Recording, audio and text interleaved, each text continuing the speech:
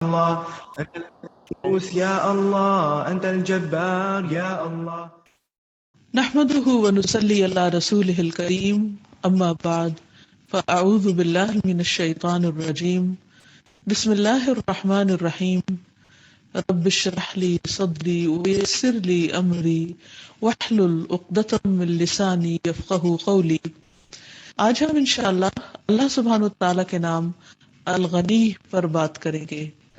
غنی، بے پرواہ، وہ جو کسی کا بھی محتاج نہیں، ساری مخلوق اس کی محتاج ہے اور اسے کسی کی بھی قطعاً کچھ بھی ضرورت نہیں کسی بھی اعتبار سے. قرآن مجید میں اللہ سبحانہ وتعالیٰ نے اپنی یہ صفت 18 بار ذکر کی ہے کہ اللہ تعالیٰ غنی ہے، بے نیاز ہے. بعض اوقات ہم دیکھتے ہیں کہ بندوں کے اندر بھی غنا پایا جاتا ہے، لیکن اللہ تعالیٰ کے غنی ہونے اور بندوں کے غنی ہونے میں بہت بڑا فرق ہے. اللہ تعالیٰ کی یہ صفت ہمیشہ کے لیے ہے، ہمیشہ سے تھی، ہمیشہ رہے گی. جبکہ بندوں کو جب کسی قسم کا کوئی غنا ملتا ہے تو وہ بہت ہی محدود قسم کا، اور اس کا کوئی بھی کمپیریزن نہیں اللہ سبحانہ تعالیٰ کے غنا کے ساتھ. تو اللہ سبحانہ تعالیٰ اپنی ذات میں بے نیاز ہے. تو آئیے دیکھتے ہیں کہ قرآن و سنت کی روشنی میں ہمیں اللہ سبحانہ تعالیٰ کے اسلام کے بارے میں کیا رہنمائی ملتی ہے. سب سے پہلی بات تو یہ ہے کہ اللہ سبحانہ تعالیٰ تمام جہان والوں سے بے نیاز ہے. اللہ تعالیٰ فرماتے ہیں یا ایھا الناس انتم الفقراء الی اللہ واللہ هو الغنی الحمید. اے لوگو، تم سب اللہ کے محتاج ہو اور اللہ وہ بے نیاز ہے، تعریف والا ہے. یعنی یہاں واضح طور پر فرق بتا دیا گیا کہ بندے اور خالق میں کیا فرق ہے. بندہ اپنی ہر چیز میں اپنے رب کا محتاج ہے. مثلا اپنی زندگی کے لیے اگر اللہ سبحانہ تعالی بندے کو زندگی نہ دے تو انسان کہیں سے زندگی خرید نہیں سکتا. ماں کے پیٹ میں بچہ کس طرح ایک ایک سٹیپ کے بعد آگے بڑھتا چلا جاتا ہے، گرو کرتا چلا جاتا ہے، وہاں اس کو غذا کون پہنچاتا ہے؟ اگر اللہ تعالیٰ نہ چاہے تو ماں اس کے لیے کچھ بھی نہیں کر سکتی. ماں کو تو کچھ پتہ ہی نہیں ہوتا کہ اس وقت اس کا بچہ اندر کیا کر رہا ہے. وہ سو رہی ہوتی ہے، جاگ رہی ہوتی ہے، کھا پی رہی ہوتی ہے، چل پھر رہی ہوتی ہے، لیکن اللہ سبحانہ و تعالیٰ اس بچے کے رزق کا پورا پورا انتظام فرماتے ہیں. پھر اسی طرح جب بچہ دنیا میں آتا ہے تو اللہ تعالیٰ ماں کے اندر اس کی غذا پیدا کر دیتے ہیں، یعنی ماں کے سینے میں اس کے لیے دودھ بھی اتار دیتے ہیں. انسان اپنے زندہ رہنے کے لیے غذا کا محتاج ہوتا ہے، سانس لینے کے لیے آکسیجن کا محتاج ہوتا ہے. پھر اسی طرح بچہ اتنے کمزور حالت میں پیدا ہوتا ہے کہ وہ خود اٹھ بیٹھ بھی نہیں سکتا، بول بھی نہیں سکتا، اپنی ضرورت بتا بھی نہیں سکتا، انتہائی بے بسی کے عالم میں ہوتا ہے. لیکن اس کے برعکس اللہ سبحانہ تعالیٰ کو اس قسم کی کوئی کمزوری لاحق نہیں. پھر اسی طرح بندہ زندگی کے مختلف مراحل میں سے گزرتے ہوئے طرح طرح کی محتاجیوں کا شکار ہوتا ہے. کبھی وہ کسی کا سہارا لیتا ہے، کبھی کسی کا سہارا لیتا ہے، اور پھر جب دنیا سے جانے کا وقت ہوتا ہے تو انسان کی محتاجی ایک دفعہ پھر پوری طور پر اسے آ گھیرتی ہے کہ وہ جو فوت ہو جاتا ہے تو اپنے بستر پر سے اٹھ بھی نہیں سکتا، خود کو نہلا بھی نہیں سکتا، کفن بھی نہیں دے سکتا، قبر میں بھی نہیں اتار سکتا، اپنے لیے دعا بھی نہیں کر سکتا. اور پھر جب زمین کے اندر اتار دیا جاتا ہے تو اس وقت وہ مکمل طور پر اللہ سبحانہ تعالیٰ کے کنٹرول میں ہوتا ہے. وہاں اس کا حساب کتاب ہوتا ہے اور اللہ تعالیٰ کے رحم و کرم پر ہوتا ہے. تو بندہ اپنی زندگی کے، اپنی موت کے اور موت کے بعد کے ہر مرحلے میں محتاج ہے، ضرورت مند ہے.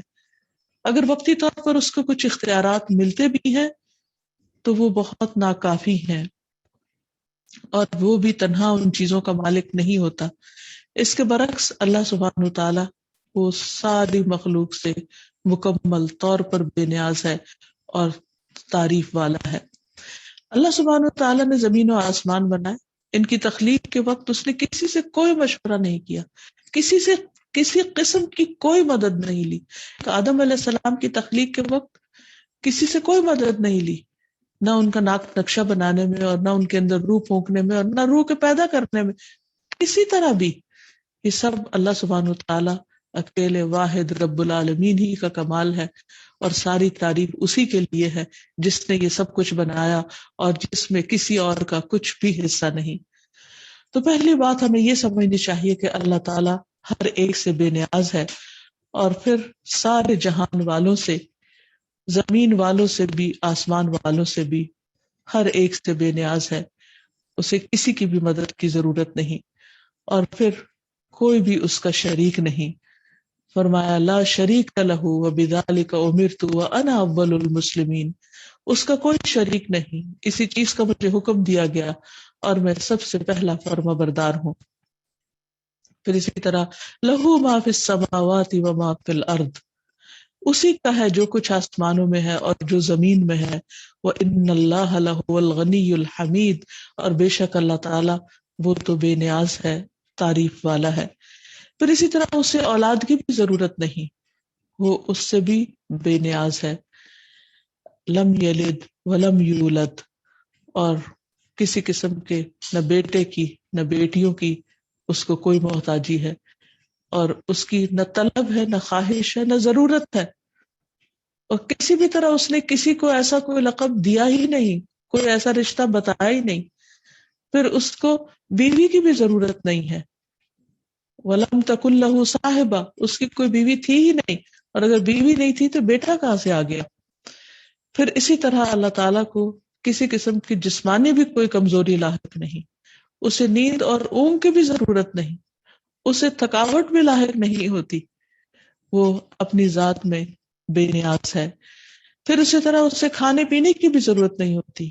قرآن مجید میں آتا ہے قل اغیر اللہ اتخذ ولیا فاطر السماوات والارض وهو يطعم ولا يطعم قل انی امرت ان اکون اول من اسلم ولا تکونن من المشرکین. آپ کہہ دیجئے کیا میں اللہ کے علاوہ کسی اور کو اپنا ولی بنا لوں، جبکہ زمین و آسمان کا پیدا کرنے والا وہی ہے، وہی سب کو کھلاتا ہے، اس کو کوئی نہیں کھلاتا. کہیے کہ مجھے حکم دیا گیا ہے کہ میں سب سے پہلا اطاعت گزار بنوں، اور خبردار تم لوگ مشرک نہ ہو جانا. تو اس سے یہ پتہ چلتا ہے کہ سب کو اللہ تعالیٰ کھلا رہا ہے اور اسے کھانے کی ضرورت نہیں. اسی طرح ایک اور جگہ پر آتا ہے کہ اسے مخلوق سے کچھ بھی نہیں چاہیے.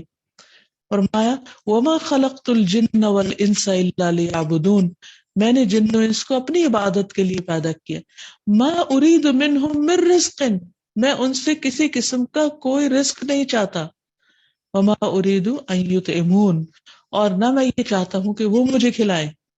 اللہ تعالیٰ بندوں کی کسی بھی چیز کا محتاج نہیں کہ بندے اللہ تعالیٰ کو اکٹھا کر کے کوئی رزق دے جس سے اس کا نظام چلے، ہرگز بھی نہیں. پھر اسی طرح ایک اور جگہ پر فرمایا وَأْمُرْ أَهْلَكَ بِالصَّلَاةِ وَاصْطَبِرْ عَلَيْهَا، اپنے گھر والوں کو نماز کا حکم دیجیے اور خود بھی اس کی پابندی کیجیے. لا نسألک رزقا، ہم آپ سے کسی رزق کا مطالبہ نہیں کرتے، ہم نے عبادت کا مطالبہ کیا. اور یہ بھی نہیں کہ اللہ تعالیٰ کو عبادت کی کوئی ضرورت ہے، ہرگز نہیں. یہ بندوں کے فائدے میں انہیں اس کام پر لگایا گیا ہے اور ان سے اس کا مطالبہ کیا گیا ہے. فرمایا نحن نرزقک والعاقبۃ للتقوی، ہم آپ کو رزق دیتے ہیں اور انجام تو تقوی والوں کا ہی اچھا ہے. پھر اسی طرح اللہ سبحانہ تعالیٰ اوور آل بھی ساری مخلوق سے بے نیاز ہے. فرمایا وَرَبُّكَ الْغَنِيُّ ذُو الرَّحْمَةِ إِن يَشَأْ يُذْهِبْكُمْ وَيَسْتَخْلِفْ مِن بَعْدِكُمْ مَا يَشَاءُ كَمَا أَنشَأَكُم مِّن ذُرِّيَّةِ قَوْمٍ آخَرِينَ. اور تیرا رب ہر طرح سے بے پرواہ اور مہربان ہے، ہر طرح سے بے پرواہ، ہر چیز سے، ہر ایک سے. اور اگر وہ چاہے تو تم سب کو لے جائے. یعنی کوئی انسان یہ نہ سمجھے کہ اس کا وجود کی اللہ تعالیٰ کو ضرورت ہے، یا وہ کوئی مجبوری ہے اللہ تعالیٰ کی کہ اس کو اس کی نافرمانی اور ڈٹائیوں کے باوجود مجبوری کی وجہ سے دنیا میں رکھنا پڑ رہا ہے، ایسا ہرگز کچھ نہیں۔ اللہ تعالیٰ فرماتے ہیں وہ چاہے تو سب کو لے جائے اور تمہاری جگہ اور لوگوں کو لے آئے، جیسے تمہیں اور لوگوں کی نسل سے پیدا کیا۔ اور ہم دیکھتے ہیں کہ کس طرح آدم علیہ السلام کے زمانے سے لے کر اب تک لوگ آ رہے ہیں اور جا رہے ہیں۔ ہر 100 سال بعد زمین کا نقشہ بدل جاتا ہے، ایک جنریشن چلی جاتی، پوری طرح کمپلیٹلی ختم ہو جاتی ہے اور بالکل ایک نئی قوم پیدا ہو جاتی ہے، اور پھر اسی طرح یہ سلسلہ چلتا چلا جا رہا ہے۔ انسان اپنے موت کے ساتھ کس قدر بے بس ہے، وہ دنیا میں کسی بھی قسم کی کوئی بھی طاقت حاصل کر لے لیکن وہ موت سے خود کو بچا نہیں سکتا۔ موت اس کے غرور اور تکبر کو ختم کر کے رکھ دینے والی ہے، اور یہی اس کی محتاجی کی سب سے بڑی دلیل ہے کہ وہ اپنے سہارے اپنے آپ میں خود قائم بھی نہیں رہ سکتا۔ اس سے دنیا میں رہنے کے لیے بھی اللہ تعالیٰ کی مدد کی ضرورت ہے کہ وہ اسے زندگی دے تو وہ یہاں سے وقت گزارے۔ پھر اسی طرح عام طور پر ہم جب کوئی نیکی کا کام کرتے ہیں تو ہم سمجھتے ہیں کہ شاید ہم نیکی کر کے اللہ تعالیٰ کو کوئی فائدہ پہنچا رہے ہیں، یا اس کو ہماری اس نیکی کی کچھ ضرورت ہے، جبکہ اللہ تعالیٰ صاف طور پر فرماتے ہیں کہ اسے اس کی کوئی ضرورت نہیں۔ مثلا قربانی کرنے کا اللہ تعالیٰ نے حکم دیا، لیکن ساتھ ہی بتا دیا کہ لن ینال اللہ لحومها ولا دماؤها ولکن ینالہ التقوی منکم۔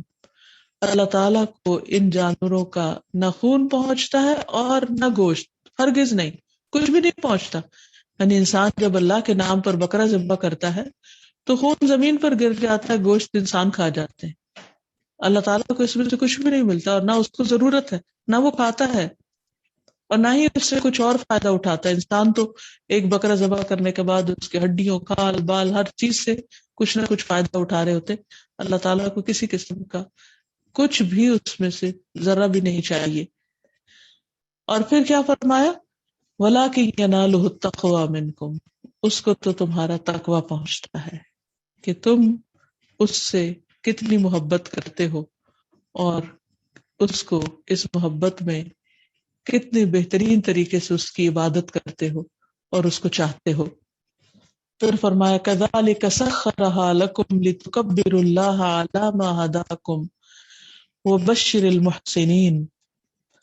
اور اسی طرح ہم نے انہیں تمہارے تابع کر دیا ہے، یعنی یہ اللہ کا فضل ہے، مہربانی ہے کہ اس نے ان جانوروں کو تمہارے لیے مسخر کیا۔ اگر یہ بھیڑ بکریاں بھی شیر اور چیتے کی طرح ہوتی تو انسان ان کو ذبح کرنے سے قاصر ہوتا، بلکہ وہ الٹا انسان کو کھا جاتی۔ تو اللہ تعالیٰ فرماتے ہیں کہ اس لیے مسخر کیا تاکہ اللہ نے جو راہ تمہیں دکھلائی ہے اس پر اس کا شکر ادا کر کے اس کی بڑائی بیان کرو۔ اور اے نبی صلی اللہ علیہ وسلم، آپ نیکوکار لوگوں کو بشارت دے دیجیے، یعنی جو اللہ کا تقویٰ کرتے ہیں، جو اللہ کی خاطر قربانی کرتے ہیں۔ پھر یہ بھی یاد رہے کہ اللہ سبحانہ وتعالیٰ کو بندوں کے شکر کی بھی ضرورت نہیں کہ بندے اس کا شکریہ ادا کریں۔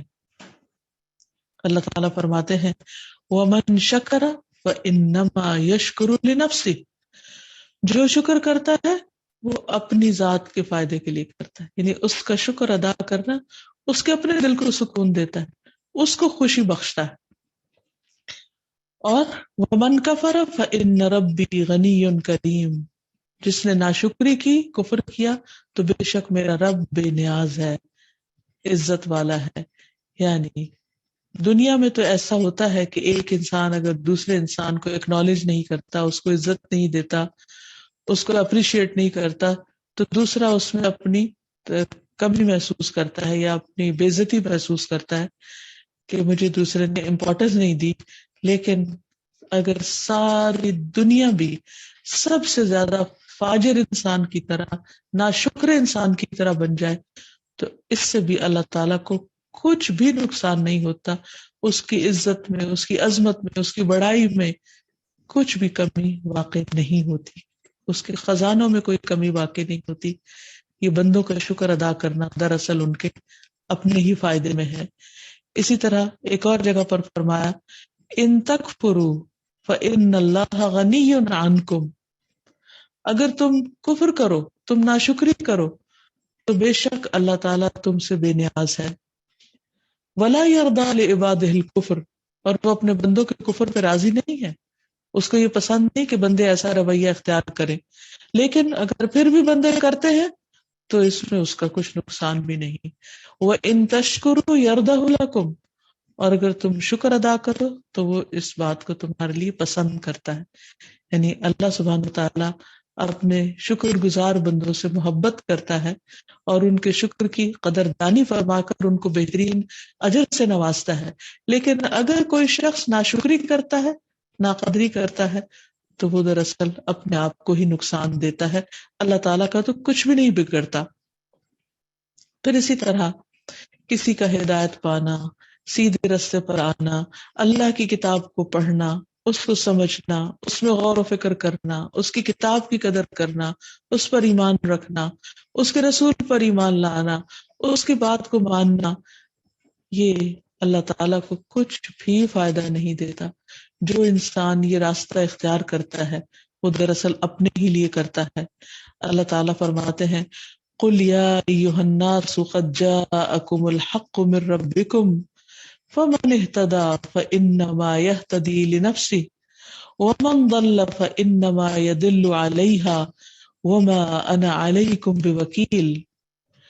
کہہ دیجئے اے لوگو، بے شک تمہارے پاس تمہارے رب کی طرف سے حق آ گیا ہے. جو سیدھے راستے پر آیا تو وہ اپنی ہی جان کے لیے سیدھے راستے پر آتا ہے، اور جو گمراہ ہوا وہ اسی پر گمراہ ہوتا ہے. یعنی کہ اس کا وبال اس کے اوپر ہی پڑتا ہے.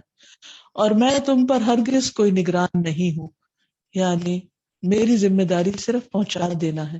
اب اگر تم ہدایت پر آتے ہو تو تمہیں ہی فائدہ ہوگا، اور اگر نہیں آتے تو تمہارا اپنا نقصان ہے. اسی لیے نبی صلی اللہ علیہ وسلم کو تسلی دی گئی کہ جو لوگ کفر میں بھاگ دوڑ کر رہے ہیں، آپ کا انکار کرتے ہیں، ان کی یہ ساری سرگرمیاں آپ کو غمگین نہ کریں. وَلَا يَحْزُنْكَ الَّذِينَ يُسَارِعُونَ فِي الْكُفْرِ إِنَّهُمْ لَن يَضُرُّوا اللَّهَ شَيْئًا، اور وہ لوگ تجھے غمزدہ نہ کریں جو کفر میں جلدی کرتے ہیں، وہ اللہ کو بے شک ہرگز کچھ نقصان نہیں پہنچائیں گے، پہنچا سکتے بھی نہیں. یعنی اگر وہ اللہ تعالیٰ کی نافرمانی کرتے ہیں، جس راستے پر اللہ تعالیٰ ان کو چلنے کے لیے کہتے ہیں وہ اس راستے کو چھوڑ کر کوئی اور راستہ اختیار کر لیتے ہیں، تو اس سے اللہ سبحانہ تعالیٰ کا کچھ بھی نقصان نہیں، کیونکہ دوسرا راستہ خود ان کے برے انجام کی طرف ان کو لے جا رہا ہے. اللہ تعالیٰ تو پوری مخلوق کے کفر سے بے نیاز ہے. اللہ تعالیٰ فرماتے ہیں وَقَالَ مُوسَىٰ إِن تَكْفُرُوا أَنْتُمْ وَمَنْ فِي الْأَرْضِ جَمِيعًا فَإِنَّ اللَّهَ غَنِيٌّ حَمِيدٌ. موسیٰ نے کہا اگر تم اور وہ لوگ جو زمین میں ہیں سب کے سب کفر کرو، یعنی کوئی ایک انسان بھی نیک نہ ہو، تو بے شک اللہ یقیناً بڑا ہی بے پرواہ تعریف کے قابل ہے. یعنی چند انسانوں کا کفر اور انکار تو اپنی جگہ، لیکن اگر ساری مخلوق بھی بگڑ جائے تو بھی اللہ تعالیٰ کا کچھ نقصان نہیں ہے. اس سے پتہ چلتا ہے کہ اللہ تعالیٰ کتنا غنی اور کتنا بے نیاز ہے. ایک اور جگہ پر فرمایا ذَلِكَ بِأَنَّهُ كَانَتْ تَأْتِيهِمْ رُسُلُهُمْ بِالْبَيِّنَاتِ فَقَالُوا أَبَشَرٌ يَهْدُونَنَا فَكَفَرُوا وَتَوَلَّوْا وَاسْتَغْنَى اللَّهُ وَاللَّهُ غَنِيٌّ حَمِيدٌ. یہ اس لیے کہ بے شک حقیقت یہ ہے کہ ان کے پاس ان کے رسول واضح دلیلیں لے کر آتے تھے، تو انہوں نے کہا کہ کیا کوئی بشر ہماری رہنمائی کریں گے. تکبر کا شکار ہو گئے، بگڑ گئے. بس انہوں نے انکار کر دیا اور منہ پھیر لیا، اور اللہ نے پرواہ نہ کی، اور اللہ بے پرواہ ہے، تمام خوبیوں والا ہے. یعنی لوگ صرف اس بات پر بگڑ گئے کہ ان کے لیے انہی جیسے انسان رسول بن کر کیوں آئے اور ان کے ذریعے کیوں ہدایت بھیجی گئی. یہ دراصل ان کا تکبر تھا جس کی وجہ سے انہوں نے ایسا کیا. پھر اسی طرح یہ ہے کہ اللہ تعالیٰ بندوں کی روگردانی سے بھی بے نیاز ہے. فرمایا لَقَدْ كَانَ لَكُمْ فِيهِمْ أُسْوَةٌ حَسَنَةٌ لِمَنْ كَانَ يَرْجُو اللَّهَ وَالْيَوْمَ الْآخِرَ وَمَنْ يَتَوَلَّ فَإِنَّ اللَّهَ هُوَ الْغَنِيُّ الْحَمِيدُ. بلا شبہ یقیناً تمہارے لیے ان میں اچھا نمونہ تھا اس شخص کے لیے جو اللہ اور یوم آخرت کی امید رکھتا ہے، اور جو کوئی منہ پھیرے تو یقیناً اللہ ہی وہ ذات ہے جو بے پرواہ ہے، تمام تعریفوں کے لائق ہے۔ پھر اسی طرح اللہ تعالیٰ بندوں کے اعمال سے بے نیاز ہے۔ فرمایا وَمَن يَشْكُرْ فَإِنَّمَا يَشْكُرُ لِنَفْسِهِ وَمَن كَفَرَ فَإِنَّ اللَّهَ غَنِيٌّ حَمِيدٌ۔ ہم نے لقمان کو حکمت عطا کی جو یہ تھی کہ اللہ کا شکر ادا کرتے رہو، اور جو کوئی شکر ادا کرتا ہے وہ اپنے ہی لیے کرتا ہے، اور جو ناشکری کرے تو اللہ یقیناً بے نیاز ہے، بہت تعریفوں والا ہے۔ اسی طرح اگر کوئی شخص اللہ تعالیٰ کے راستے میں جدوجہد کرتا ہے، محنت کرتا ہے، عبادت میں مشقت کرتا ہے، تو اس کا فائدہ بھی خود اسی کو پہنچتا ہے۔ اس کی یہ ساری کنسنٹریشن اور محنت اور قربانی اللہ تعالیٰ کو کچھ بھی فائدہ نہیں دیتی۔ فرمایا وَمَن جَاهَدَ فَإِنَّمَا يُجَاهِدُ لِنَفْسِهِ، جو جدوجہد کرتا ہے، جو کوشش کرتا ہے، وہ اپنی ہی ذات کے لیے کرتا ہے۔ ان اللہ لغنی عن العالمین، بے شک اللہ تعالیٰ سارے جہان والوں سے بے نیاز ہے۔ یعنی اگر کوئی نہ یہ کوشش اور محنت کرے تو بھی اللہ تعالیٰ کو کوئی فرق نہیں پڑتا۔ زمین و آسمان کی ہر چیز اس کی تسبیح کر رہی ہے، اس کے آگے جھکی ہوئی ہے۔ اگر انسان نہیں جھکے گا تو اس کا کچھ بھی نہیں بگڑتا، انسان ہی کا بگڑے گا۔ پھر اسی طرح اللہ تعالیٰ لوگوں کے صدقات سے بے نیاز ہے۔ فرمایا قول معروف ومغفرۃ خیر من صدقۃ یتبعها اذی واللہ غنی حلیم۔ اچھی بات اور معاف کر دینا اس صدقے سے بہتر ہے جس کے پیچھے کسی طرح کی کوئی تکلیف دینا ہو، یعنی احسان جتانا یا اذیت دینا۔ اور اللہ بہت بے پرواہ، بے حد بردبار ہے۔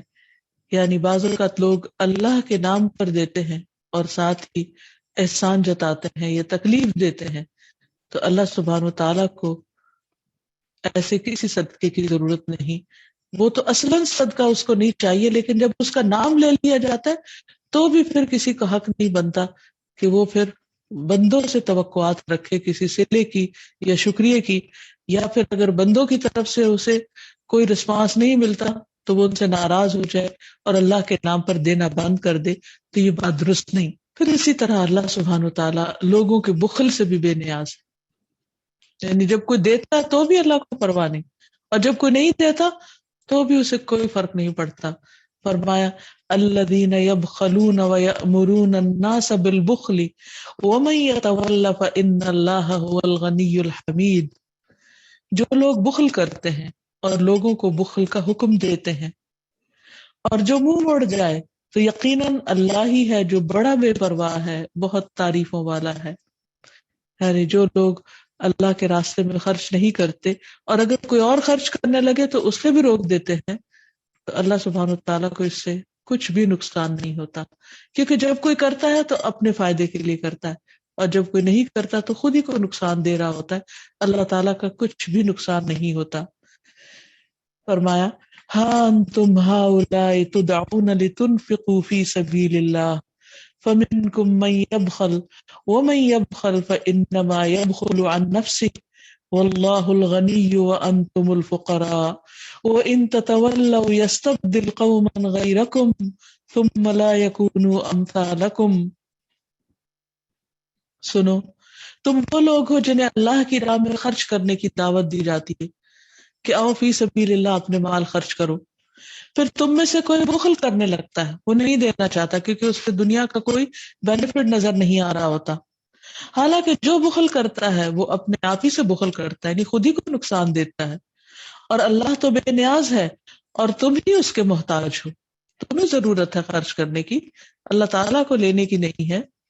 اور اگر تم نہ مانو گے تو اللہ تمہاری جگہ دوسرے لوگ لے آئے گا جو تم جیسے نہ ہوں گے، یعنی تم سے بہت بہتر ہوں گے، وہ خوشی خوشی اللہ کے راستے میں اپنا مال خرچ کرنے والے ہوں گے۔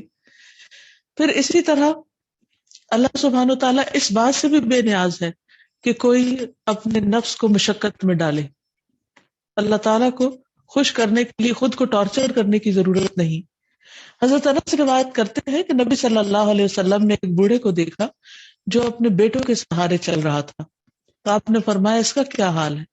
تو انہوں نے کہا کہ اس نے پیدل چل کے کعبہ کے طواف کی نظر مانی ہے. تو آپ صلی اللہ علیہ وسلم نے فرمایا اللہ تعالیٰ نفس کو عذاب میں مبتلا کرنے سے بے نیاز ہے، اس کو کوئی ضرورت نہیں کہ کوئی اپنے آپ کو اس مشکل میں ڈالے. اس سے سوار ہونے کا حکم دیا، پھر اس کو سوار ہونے کا حکم دیا. تو یاد رکھیں کہ انسان محتاج ہے، اللہ بے نیاز ہے، انسان ضرورت مند ہے. اللہ تعالیٰ کو کسی کی نہ عبادت کی، نہ مال کی، نہ صدقات کی، اور نہ جسمانی مشقت کی، کسی بھی چیز کی ضرورت نہیں. پھر اسی طرح اللہ سبحانہ وتعالیٰ نہ صرف یہ کہ خود بے نیاز ہے بلکہ وہ دوسروں کو بے نیاز کرتا بھی ہے. یعنی بندوں کو اتنا دیتا ہے کہ انہیں دوسروں سے بے نیاز کر دیتا ہے. فرمایا وَأَنَّهُ هُوَ أَغْنَى وَأَقْنَى، اور یہ کہ بے شک اسی نے غنی کیا اور دولت عطا کی. یعنی بندوں کے پاس جو مال و دولت ہے وہ دراصل اللہ تعالیٰ کا دیا ہوا ہے. اللہ تعالیٰ چاہتا تو یہ سب کسی اور کو بھی دے سکتا تھا، لیکن اس نے تمہیں چنا اپنی اس نعمت کے لیے. تو اس پر اللہ تعالیٰ کا شکر گزار ہونا چاہیے، اور یہ نہیں سوچنا چاہیے کہ یہ سب کچھ میری محنت کی وجہ سے مجھے ملا ہے. پھر اسی طرح اللہ تعالیٰ بندوں کو اپنے فضل سے غنی کرنے والا ہے. فرمایا وَإِنْ خِفْتُمْ عَيْلَةً فَسَوْفَ يُغْنِيكُمُ اللَّهُ مِنْ فَضْلِهِ إِنْ شَاءَ إِنَّ اللَّهَ عَلِيمٌ حَكِيمٌ. اور اگر تم کسی قسم کے فقر سے ڈرتے ہو تو اللہ جلد ہی تمہیں اپنے فضل سے غنی کر دے گا اگر اس نے چاہا. بے شک اللہ سب کچھ جاننے والا، کمال حکمت والا ہے. یعنی بعض اوقات انسان اللہ کے راستے میں دیتے ہوئے اس لیے ڈرتا ہے کہ کہیں وہ خود فقیر نہ ہو جائے. فرمایا کہ نہیں، تمہیں فقر سے نہیں ڈرنا چاہیے. اللہ چاہے تو تمہیں اس محتاجی سے باہر نکال دے اور تمہیں بہت کچھ عطا کرے، کیونکہ سب کچھ اللہ کے قبضے قدرت میں ہے. پھر اسی طرح یہ ہے کہ اللہ سبحانہ تعالیٰ بعض اوقات بندے کو کسی تکلیف میں مبتلا کر کے آزماتا ہے اور پھر اس کے بعد اس کو غنی کر دیتا ہے. اس سلسلے میں ہم دیکھتے ہیں کہ ایوب علیہ السلام، جن کو اللہ سبحانہ تعالیٰ نے بہت کچھ عطا کیا تھا، پھر ان پر ایک امتحان آیا کہ سب کچھ لے لیا، مال و دولت، آل اولاد اور صحت، ہر چیز، اور 18 سال تک وہ مسلسل ایک تکلیف میں مبتلا رہے. لیکن پھر اس کے بعد اللہ تعالیٰ نے ان کے حال پھیر دیے اور انہیں پہلے سے بھی زیادہ ہر چیز دگنی عطا کی. اور اس کے بارے میں آتا ہے کہ ایوب علیہ السلام غسل کر رہے تھے کہ سونے کی ٹڈیاں آپ پر گرنے لگیں. ایوب علیہ السلام انہیں اپنے کپڑے میں سمیٹنے لگے. اتنے میں ان کے رب نے انہیں پکارا کہ اے ایوب، کیا میں نے تمہیں اس چیز سے بے نیاز نہیں کر دیا جسے تم دیکھ رہے ہو؟ ایوب علیہ السلام نے جواب دیا، ہاں تیری بزرگی کی قسم، لیکن تیری برکت سے میرے لیے بے نیازی کیوں کر ممکن ہے؟ یعنی یہ تو مجھ پر برسار ہے تو میں اس سے منہ کیسے موڑ سکتا ہوں؟ پھر اسی طرح یہ ہے کہ انسان اگر اللہ تعالیٰ کی عبادت کے لیے اپنے آپ کو فارغ کرتا ہے، وقت نکالتا ہے، تو اللہ تعالیٰ اس کو غنی کر دیتا ہے. معقل بن یسار رضی اللہ عنہ سے روایت ہے، فرماتے ہیں رسول اللہ صلی اللہ علیہ وسلم نے فرمایا، تمہارا رب فرماتا ہے اے ابن آدم، میری عبادت کے لیے فارغ ہو جا تو میں تیرے دل کو غنا سے اور تیرے ہاتھ کو رزق سے بھر دوں گا. اے ابن آدم، مجھ سے دور نہ ہو ورنہ میں تیرے دل کو فقر سے اور تیرے ہاتھ کو شغل اور مصروفیت سے بھر دوں گا. یعنی انسان کبھی یہ نہ سوچے کہ میرے پاس عبادت کے لیے وقت نہیں، کیونکہ جو شخص عبادت کے لیے وقت نکالے گا اللہ اس کے دل کو بھی سکون دے گا اور اس کے کاموں کو بھی سنوار دے گا. اور اگر انسان اللہ کے لیے وقت نہیں نکالتا تو اللہ تعالیٰ اس کو اور زیادہ مصروف کر دے گا اور اس کا سکون بھی چھن جائے گا. اب یہ ہے کہ انسان جب اللہ تعالیٰ کی اس صفت کو پہچان جائے، اس نام کو جان لے، تو اس کے اثرات انسان کی زندگی پر مرتب ہونے چاہیے. سب سے پہلی بات تو یہ ہے کہ انسان اللہ تعالیٰ کی اس صفت پر ایمان رکھتا ہو کہ اللہ بے نیاز ہے، اسے میری کسی عبادت، صدقے خیرات اور کسی بھی نیکی کی قطعاً کوئی ضرورت نہیں. دوسری بات یہ ہے کہ انسان اپنے دل کو غنی کرے اور لوگوں کی طرف نہ دیکھے. جو نعمتیں اللہ تعالیٰ نے دوسرے لوگوں کو دی ہیں، انسان ان کی لالچ نہ رکھے بلکہ اللہ تعالیٰ پر ہی ہمیشہ بھروسہ رکھے، کیونکہ سب کچھ صرف اس کے قبضہ قدرت میں ہے. اور لوگوں سے سوال کرنے سے بچے. ابو ہریرہ کہتے ہیں کہ میں نے رسول اللہ صلی اللہ علیہ وسلم سے سنا کہ کوئی شخص صبح سویرے نکلے اور اپنی پیٹھ پر لکڑیاں لے کر واپس ہو، پھر اس سے صدقہ کرے، یعنی کمائی کرے اور صدقہ کرے، اور لوگوں سے بے نیاز ہو جائے، تو یہ اس سے بہتر ہے کہ کوئی شخص کسی سے سوال کرے، پھر وہ اسے دے یا نہ دے، اور اوپر والا ہاتھ نیچے والے ہاتھ سے بہتر ہوتا ہے۔ اور پھر انسان کی عزت لوگوں سے بے نیازی میں ہے۔ رسول اللہ صلی اللہ علیہ وسلم نے فرمایا، مومن کا شرف رات کے قیام میں ہے، یعنی جب وہ تہجد کے وقت اللہ کے حضور کھڑا ہوتا ہے، اور اس کی عزت اس چیز سے بے نیاز ہونے میں ہے جو لوگوں کے پاس ہے، یعنی اللہ نے جو لوگوں کو جس چیز سے غنی کیا ہے، جو عطا کیا ہے، اس کی حرص اور لالچ نہ ہو، اور اللہ تعالیٰ پر بھروسہ کرے، تو اللہ سبحانہ و تعالیٰ ایسے شخص کی عزت کی حفاظت فرمائیں گے۔ اور پھر جو بے نیاز ہونا چاہے گا، اللہ سبحانہ و تعالیٰ اس کو بے نیاز کر دیں گے۔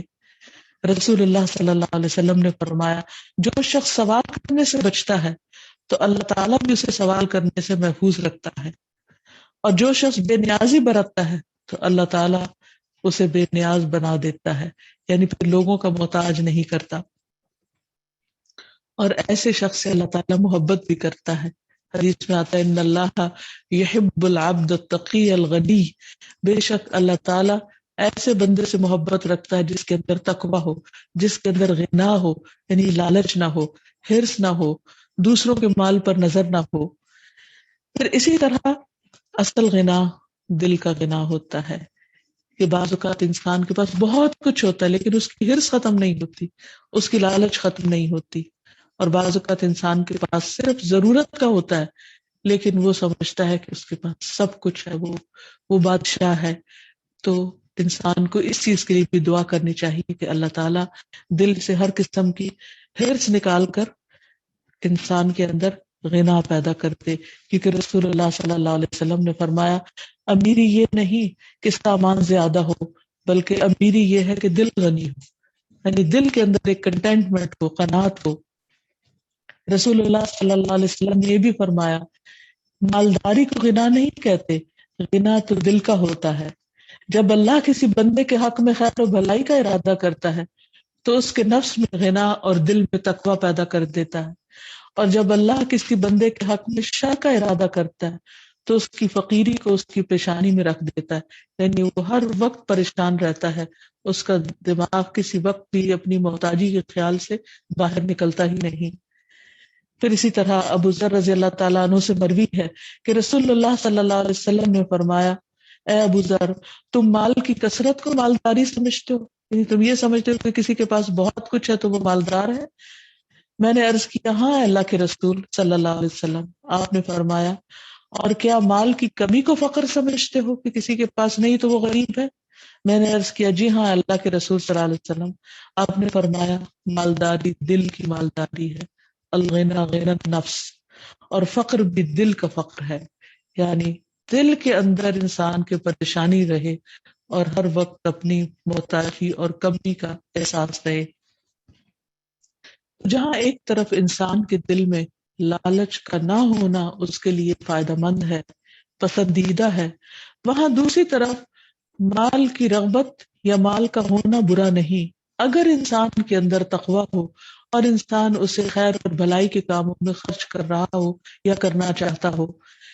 اس سلسلے میں ہم ایک حدیث میں دیکھتے ہیں کہ عبداللہ بن خبیب اپنے چچا سے روایت کرتے ہیں کہ ہم لوگ ایک مجلس میں تھے کہ رسول اللہ صلی اللہ علیہ وسلم تشریف لائے، آپ کے سر پر پانی کے اثرات تھے، یعنی غسل فرما کر آئے تھے۔ ہم نے عرض کیا، یا رسول اللہ صلی اللہ علیہ وسلم، ہم آپ کو بہت خوش دیکھ رہے ہیں۔ آپ نے فرمایا، ہاں۔ پھر لوگ مالداری کا تذکرہ کرنے لگے۔ رسول اللہ صلی اللہ علیہ وسلم نے فرمایا، اللہ عز و جل سے ڈرنے والے کے لیے مالداری میں کوئی حرج نہیں، اللہ سے ڈرنے والے کے لیے مالداری سے زیادہ بہتر چیز صحت ہے، اور دل کا خوش ہونا بھی اچھی نعمت ہے۔ یعنی یہ ساری نعمتیں جو دنیا میں اللہ نے اپنے بندوں کو دی ہیں، ان کے ہونے میں کوئی برائی نہیں، یعنی اگر کوئی انسان مالدار ہے تو اس کے اندر گلٹ نہیں ہونا چاہیے، یا کسی کی صحت اچھی ہے تو وہ یہ نہ سمجھے کہ وہ کوئی جرم کر رہا ہے، بلکہ ان ساری نعمتوں کو پا کر انسان اور زیادہ اللہ تعالیٰ کا فرما بردار بن جائے، مال کو فی سبیل اللہ خرچ کرنے والا ہو، اپنی صحت کے ساتھ زیادہ سے زیادہ اللہ کی عبادت کرنے والا ہو، اور اگر دل کا حال اچھا ہے، کنٹینٹمنٹ ہے، تو اور زیادہ اللہ تعالیٰ کا شکر گزار بنے۔ اور پھر آخر میں اللہم انی اسألک الہدی والتقی والعفاف والغنی، اے اللہ میں تجھ سے ہدایت، تقوی، پاک دامنی اور غنا مانگتا ہوں۔ تو اللہ تعالیٰ سے دعا ہے کہ وہ ہمیں اپنی ہدایت سے محروم نہ رکھے اور ہمیں اس راہ پر ثابت قدمی عطا فرمائے۔ أنت الرحمن يا الله، أنت الرحيم يا الله، أنت السلام يا الله، أنت العزيز يا الله، أنت القدوس يا الله، أنت الجبار يا الله۔ انشاءاللہ اللہ سبحانہ وتعالیٰ کے نام الحی پر بات کریں گے۔ الحی کا مطلب ہے حیا والا۔ حیا اللہ سبحانہ وتعالیٰ کی صفت کمال ہے، لیکن یہ یاد رہے کہ اللہ تعالیٰ کا حیا بندوں کے حیا کی طرح نہیں ہے، کیونکہ اللہ سبحانہ وتعالیٰ کی کسی چیز کو بھی بندوں کے ساتھ مثال نہیں دی جا سکتی، کسی بھی صفت کو۔ اس کا حیا، اس کی صفت حیا، اس کا حیا، اس کی صفت حیا اس کی شان کے لائق ہے۔ قرآن مجید میں تو یہ نام نہیں آتا، لیکن حدیث میں آتا ہے ان اللہ عز وجل حی ستیر، بے شک اللہ سبحانہ وتعالی عز وجل حیا کرنے والا ہے، ڈھانپنے والا ہے، یعنی گناہوں کو، عیبوں کو چھپانے والا ہے۔ اسی طرح ایک اور حدیث میں آتا ہے کہ نبی صلی اللہ علیہ وسلم نے فرمایا بے شک اللہ تبارک و تعالی جو تمہارا رب ہے وہ بہت باحیا اور معزز ہے، عزت والا ہے۔ وہ اپنے بندے سے شرماتا ہے کہ جب وہ اس کے سامنے اپنے دونوں ہاتھ پھیلائے تو وہ اس کے ہاتھ خالی لوٹا دے، یعنی جب بندہ ہاتھ اٹھا کر، ہاتھ پھیلا کر دعا کرتا ہے تو اللہ تعالیٰ خالی ہاتھ لوٹاتے ہوئے شرماتا ہے، لیکن ہم دعا کرنے میں، اس سے کچھ مانگنے میں کتنی کمی کر جاتے ہیں۔ بہرحال حیا ایک ایسی صفت ہے کہ جو خوبصورتی دیتی ہے اور بہترین صفات میں سے ہے۔ تو آئیے ہم دیکھتے ہیں کہ قرآن مجید اور سنت رسول صلی اللہ علیہ وسلم نے ہمیں اس سلسلے میں کیا رہنمائی دی ہے۔ سب سے پہلی بات تو یہ ہے کہ اللہ سبحانہ و تعالی حق کو بیان کرنے میں نہیں شرماتا، یعنی اللہ تعالی حیا والا ہے، شرماتا ہے، لیکن حق بیان کرنے میں نہیں شرماتا۔ اس سلسلے میں سورۃ البقرہ میں آتا ہے ان اللہ لا یستحیی ان یضرب مثلا ما بعوضۃ فما فوقها فاما الذین آمنوا فیعلمون انہ الحق من ربهم واما الذین کفروا فیقولون ماذا اراد اللہ بهذا مثلا يضل به كثيرا ويهدي به كثيرا وما يضل به الا الفاسقين۔ بے شک اللہ تعالیٰ اس سے نہیں شرماتا کہ کوئی بھی مثال بیان کرے، یعنی حق بات کو واضح کرنے کے لیے، خواہ وہ مچھر کی ہو یا جو اس کے اوپر ہے۔ مچھر بذات خود ایک حقیر سا معمولی سا جانور ہے، لیکن اللہ تعالیٰ اس سے بھی نہیں شرماتا کہ جو مچھر سے بھی کمتر درجے کی چیز ہو، اور خاص طور پر جو ذکر کیا گیا اس کے اوپر۔ تو اب ہم سب جانتے ہیں کہ مچھر کو جب مائکروسکوپ میں دیکھا گیا تو اس کے اوپر ایک پیراسائٹ پایا گیا، یعنی ایک اور لائف پائی گئی جو نیکڈ آئی سے نظر بھی نہیں آتی۔ تو اللہ سبحانہ وتعالیٰ اتنی چھوٹی سی چیز کی مثال دیتے ہوئے بھی نہیں شرماتا، کیونکہ وہ اس کی اپنی کریشن ہے۔ اور حیرت کی بات ہے کہ جو چیز ہماری آنکھیں دیکھ نہیں سکتی اس میں بھی زندگی ہے، اس کریچر میں کس طرح سرکولیٹری سسٹم بھی ہے، ڈائجسٹو سسٹم بھی ہے، ریپروڈکٹیو سسٹم بھی ہے، اور اتنے مائکرو لیول پر اتنی بہترین چیز کا بنانا یہ کوئی معمولی بات نہیں۔ ایک چیز جو بظاہر دیکھنے میں چھوٹی نظر آتی ہے اس کے بنانے میں بھی اللہ تعالیٰ کی حکمت اور مصلحت ہے، وہ چھوٹی نہیں ہے۔ یہ ہماری عقلیں چھوٹی ہیں کہ جو اس کو چھوٹا دیکھتی ہیں۔ تو بہرحال اللہ سبحانہ تعالیٰ جب حق بیان کرنا چاہتا ہے تو وہ کسی بھی چیز کی مثال سے بیان کر سکتا ہے، خواہ وہ مچھر ہو یا مچھر سے بھی چھوٹی چیز ہو۔ تو جو لوگ ایمان لے آتے ہیں وہ جانتے ہیں کہ یہ ان کے رب کی طرف سے بالکل سچی بات ہے، لیکن جو لوگ انکار کر دیتے ہیں، ان کو بات سمجھ نہیں آتی تو وہ کہتے ہیں کہ اللہ تعالیٰ نے اس مثال سے کیا ارادہ کیا۔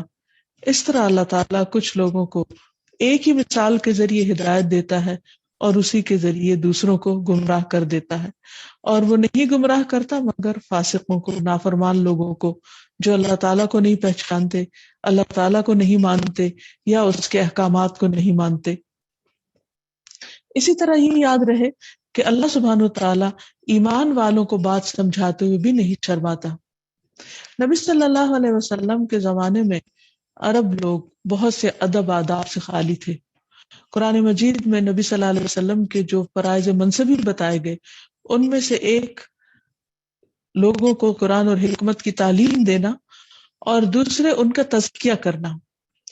لیکن بعض معاملات اتنے مشکل ہو جاتے کہ آپ کے لیے براہ راست لوگوں کو سمجھانا بہت کٹھن ہوتا، اس پر اللہ سبحانہ وتعالیٰ ڈائریکٹ حکم نازل فرما دیتے اور اس میں مسئلے کو کھول کے بیان کر دیتے۔ انہی مسائل میں سے ایک مسئلے کا ذکر سورۃ الاحزاب میں کیا گیا ہے۔ اللہ تعالیٰ فرماتے ہیں یا ایھا الذین آمنوا لا تدخلوا بیوت النبی الا ان یؤذن لکم الی طعام غیر ناظرین اناہ ولکن اذا دعیتم فادخلوا فاذا طعمتم فانتشروا ولا مستأنسین لحدیث ان ذلکم کان یؤذی النبی فیستحیی منکم واللہ لا یستحیی من الحق۔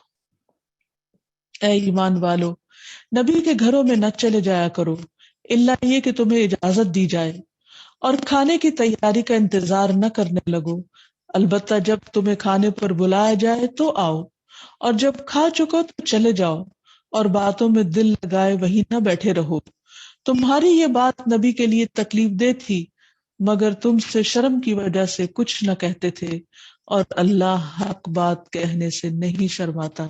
یعنی اللہ سبحانہ وتعالیٰ نے ان خاندانی اور معاشرتی قسم کے ادب آداب کو اور احکامات کو بہت صاف صاف بیان کر دیا ہے، جن باتوں کو بیان کرنا نبی صلی اللہ علیہ وسلم کے لیے مشکل تھا۔ پھر اسی طرح یہ ہے کہ اللہ سبحانہ وتعالیٰ ہی سب کو حیات دینے والا ہے۔ وہ حیا خواہ ملائکہ کے اندر ہو، خواہ جنات کے اندر ہو، خواہ انسانوں کے اندر ہو، خواہ اہل ایمان کے اندر جو خاص حیا ہے، وہ سب بھی دراصل اللہ سبحانہ وتعالیٰ ہی کی دی ہوئی ہے اور اسی کی انسان کی فطرت کے اندر ڈالی ہوئی ہے۔ اس سلسلے میں اشج کہتے ہیں کہ رسول اللہ صلی اللہ علیہ وسلم نے مجھ سے فرمایا کہ تمہارے اندر دو چیزیں ایسی ہیں کہ جو اللہ تعالیٰ کو بہت پسند ہیں، ان میں سے ایک حیا اور دوسرے حلم، بردباری، یعنی تحمل اور برداشت۔ تو وہ کہنے لگے کہ اے اللہ کے رسول صلی اللہ علیہ وسلم، یہ عادات یا یہ خوبیاں مجھ میں پہلے سے ہی ہیں یا اکتسابی ہیں کہ بعد میں مجھے حاصل ہوئی ہیں کسی کوشش محنت کی وجہ سے؟ فرمایا کہ نہیں، یہ ابتدا ہی سے ہیں، شروع سے ہی ہیں۔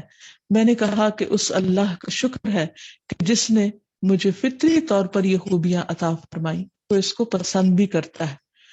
ویسے تو اللہ تعالیٰ نے ہر انسان کے اندر حیا رکھی ہے، اور اس کی دلیل یہ ہے کہ آدم علیہ السلام کی خلعت فاخرہ اتروا دی، یعنی جنت کا لباس ان سے اتروا دیا، کیونکہ آدم علیہ السلام شیطان کے بہکاوے میں آ گئے تھے۔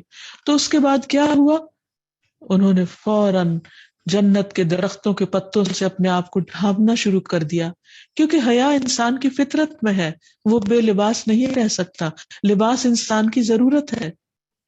لیکن یہ ہے کہ جیسے اللہ تعالیٰ نے بعض چیزوں میں بعض لوگوں کو دوسروں کی نسبت زیادہ نوازا ہے، جیسے کسی کو مال میں زیادہ نوازا، کسی کو علم میں، کسی کو حسن میں، تو اسی طرح کسی کے اندر کچھ خاص کوالٹی زیادہ رکھ دی۔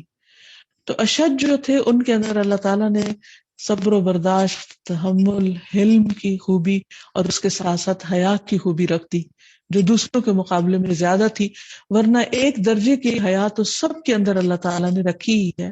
اسی وجہ سے آپ دیکھتے ہیں کہ چھوٹے بچے جب ابھی وہ فطرت پر ہوتے ہیں یا فطرت سے قریب ہوتے ہیں تو جب کوئی بھی ان سے بات کرتے تو ایک دم شرم آ جاتے ہیں، اور پھر بڑے ہو کر ماحول کے اثر کے تحت ان کے اندر مختلف چیزیں پیدا ہونا شروع ہو جاتی ہیں۔ اور پھر اللہ سبحانہ تعالیٰ نے نہ صرف یہ کہ یہ چیز انسان کے اندر رکھی بلکہ وہ اس کو پسند بھی کرتا ہے۔ بہت سی چیزیں جو اللہ سبحانہ تعالیٰ کی صفات ہیں، ان صفات کو وہ بندوں میں بھی دیکھنا چاہتا ہے۔ مثلاً اللہ سبحانہ تعالیٰ غفار ہے، وہ محبت رکھتا ہے کہ اس کے بندے دوسروں کو معاف کرنے والے ہوں۔ اللہ سبحانہ تعالیٰ المؤمن ہے، امن دینے والا ہے۔ اللہ تعالیٰ اپنے ان بندوں سے محبت رکھتا ہے جو امن میں رہتے ہیں اور جن کے ہاتھ اور زبان سے دوسرے امن میں ہوں۔ پھر اسی طرح اللہ سبحانہ تعالیٰ ستار ہے، ستیر ہے، دوسروں کو ڈھانپنے والا ہے، ان کے گناہوں کو، ان کی خرابیوں کو۔ اللہ تعالیٰ کو وہ بندے پسند ہیں جو دوسروں کے عیبوں کو ڈھانپتے ہیں۔ اسی طرح جتنی بھی اللہ تعالیٰ کی صفات ہیں وہ اپنے بندوں کے اندر دیکھنے کو پسند کرتا ہے۔ اسی طرح اللہ تعالیٰ باحیا ہے، وہ چاہتا ہے کہ اس کے مومن بندوں کے اندر حیا کی صفت پائی جائے۔ تو اب جب کہ ہم نے اللہ سبحانہ تعالیٰ کی اس صفت کے بارے میں جان لیا کہ یہ اللہ تعالیٰ کی صفت ایک کمال میں سے ہے اور اللہ تعالیٰ کو یہ پسند ہے، اللہ تعالیٰ اس سے محبت رکھتا ہے اور وہ اپنے بندوں میں دیکھنا چاہتا ہے، تو آئیے ہم دیکھتے ہیں کہ ہم اپنی زندگیوں میں کس طرح اس صفت کو لا سکتے ہیں۔ سب سے پہلی بات تو یہ کہ انبیاء علیہم السلام انسانوں کے لیے رول ماڈل رہے ہیں، اور پھر انبیاء کے بعد انبیاء سے متعلق جو لوگ ہیں، ان کے صحابہ، ان کے ساتھی، ان کے فالوورز، تو ہمیں ان کی زندگیوں میں دیکھنا چاہیے کہ وہ کس طرح کے باحیا تھے۔ قرآن مجید میں ہم دیکھتے ہیں کہ اللہ سبحانہ تعالیٰ کا راستہ جو سیدھا راستہ ہے وہ راستہ ہے جس پر وہ لوگ چلے جن پر اللہ تعالیٰ نے انعام کیا، اور وہ انبیاء ہیں، صدیقین ہیں، شہداء ہیں، صالحین ہیں۔ تو آئیے ہم دیکھتے ہیں کہ ان کی زندگیوں سے ہمیں کیا مثال ملتی ہے۔ سب سے پہلی بات یہ کہ نبی صلی اللہ علیہ وسلم خود بہت باحیا تھے۔ بخاری کی روایت میں آتا ہے کہ آپ بہت زیادہ باحیا تھے۔ پھر اسی طرح فرشتوں کے بارے میں آتا ہے کہ وہ بھی حیا کرتے ہیں، جیسے حضرت عثمان رضی اللہ تعالیٰ عنہ کی حیا کا ذکر کرتے ہوئے آپ نے فرمایا کہ میں اس سے حیا کیوں نہ کروں جس سے فرشتے بھی حیا کرتے ہیں۔ پھر اسی طرح حضرت عثمان رضی اللہ تعالیٰ عنہ آپ کے ساتھیوں میں سے سب سے زیادہ باحیا ہونے میں مشہور تھے۔ آپ نے فرمایا حیا ایمان کا حصہ ہے اور میری امت میں سب سے زیادہ باحیا عثمان ہے رضی اللہ تعالی عنہ۔ پھر اسی طرح ابو سعید خدری سے روایت ہے کہ نبی صلی اللہ علیہ وسلم پردہ نشین کنواری لڑکیوں سے بھی زیادہ باحیا تھے، کیونکہ حیا ایمان کا حصہ ہے، ایمان کی شاخ ہے۔ جیسے کہ آپ صلی اللہ علیہ وسلم نے فرمایا حیا اور کم گوئی یعنی کم بات کرنا ایمان کے شعبے ہیں، اور پھر حیا ایمان کا حصہ ہے اور ایمان کا تعلق جنت سے ہے۔ تو اس لیے اگر انسان کے اندر سے حیا رخصت ہو جائے تو ہر چیز چلی جاتی ہے، یعنی اس کا ایمان ضائع ہو جاتا ہے، اور اگر ایمان چلا جائے تو جنت میں جانے کے چانسز کم ہو جاتے ہیں۔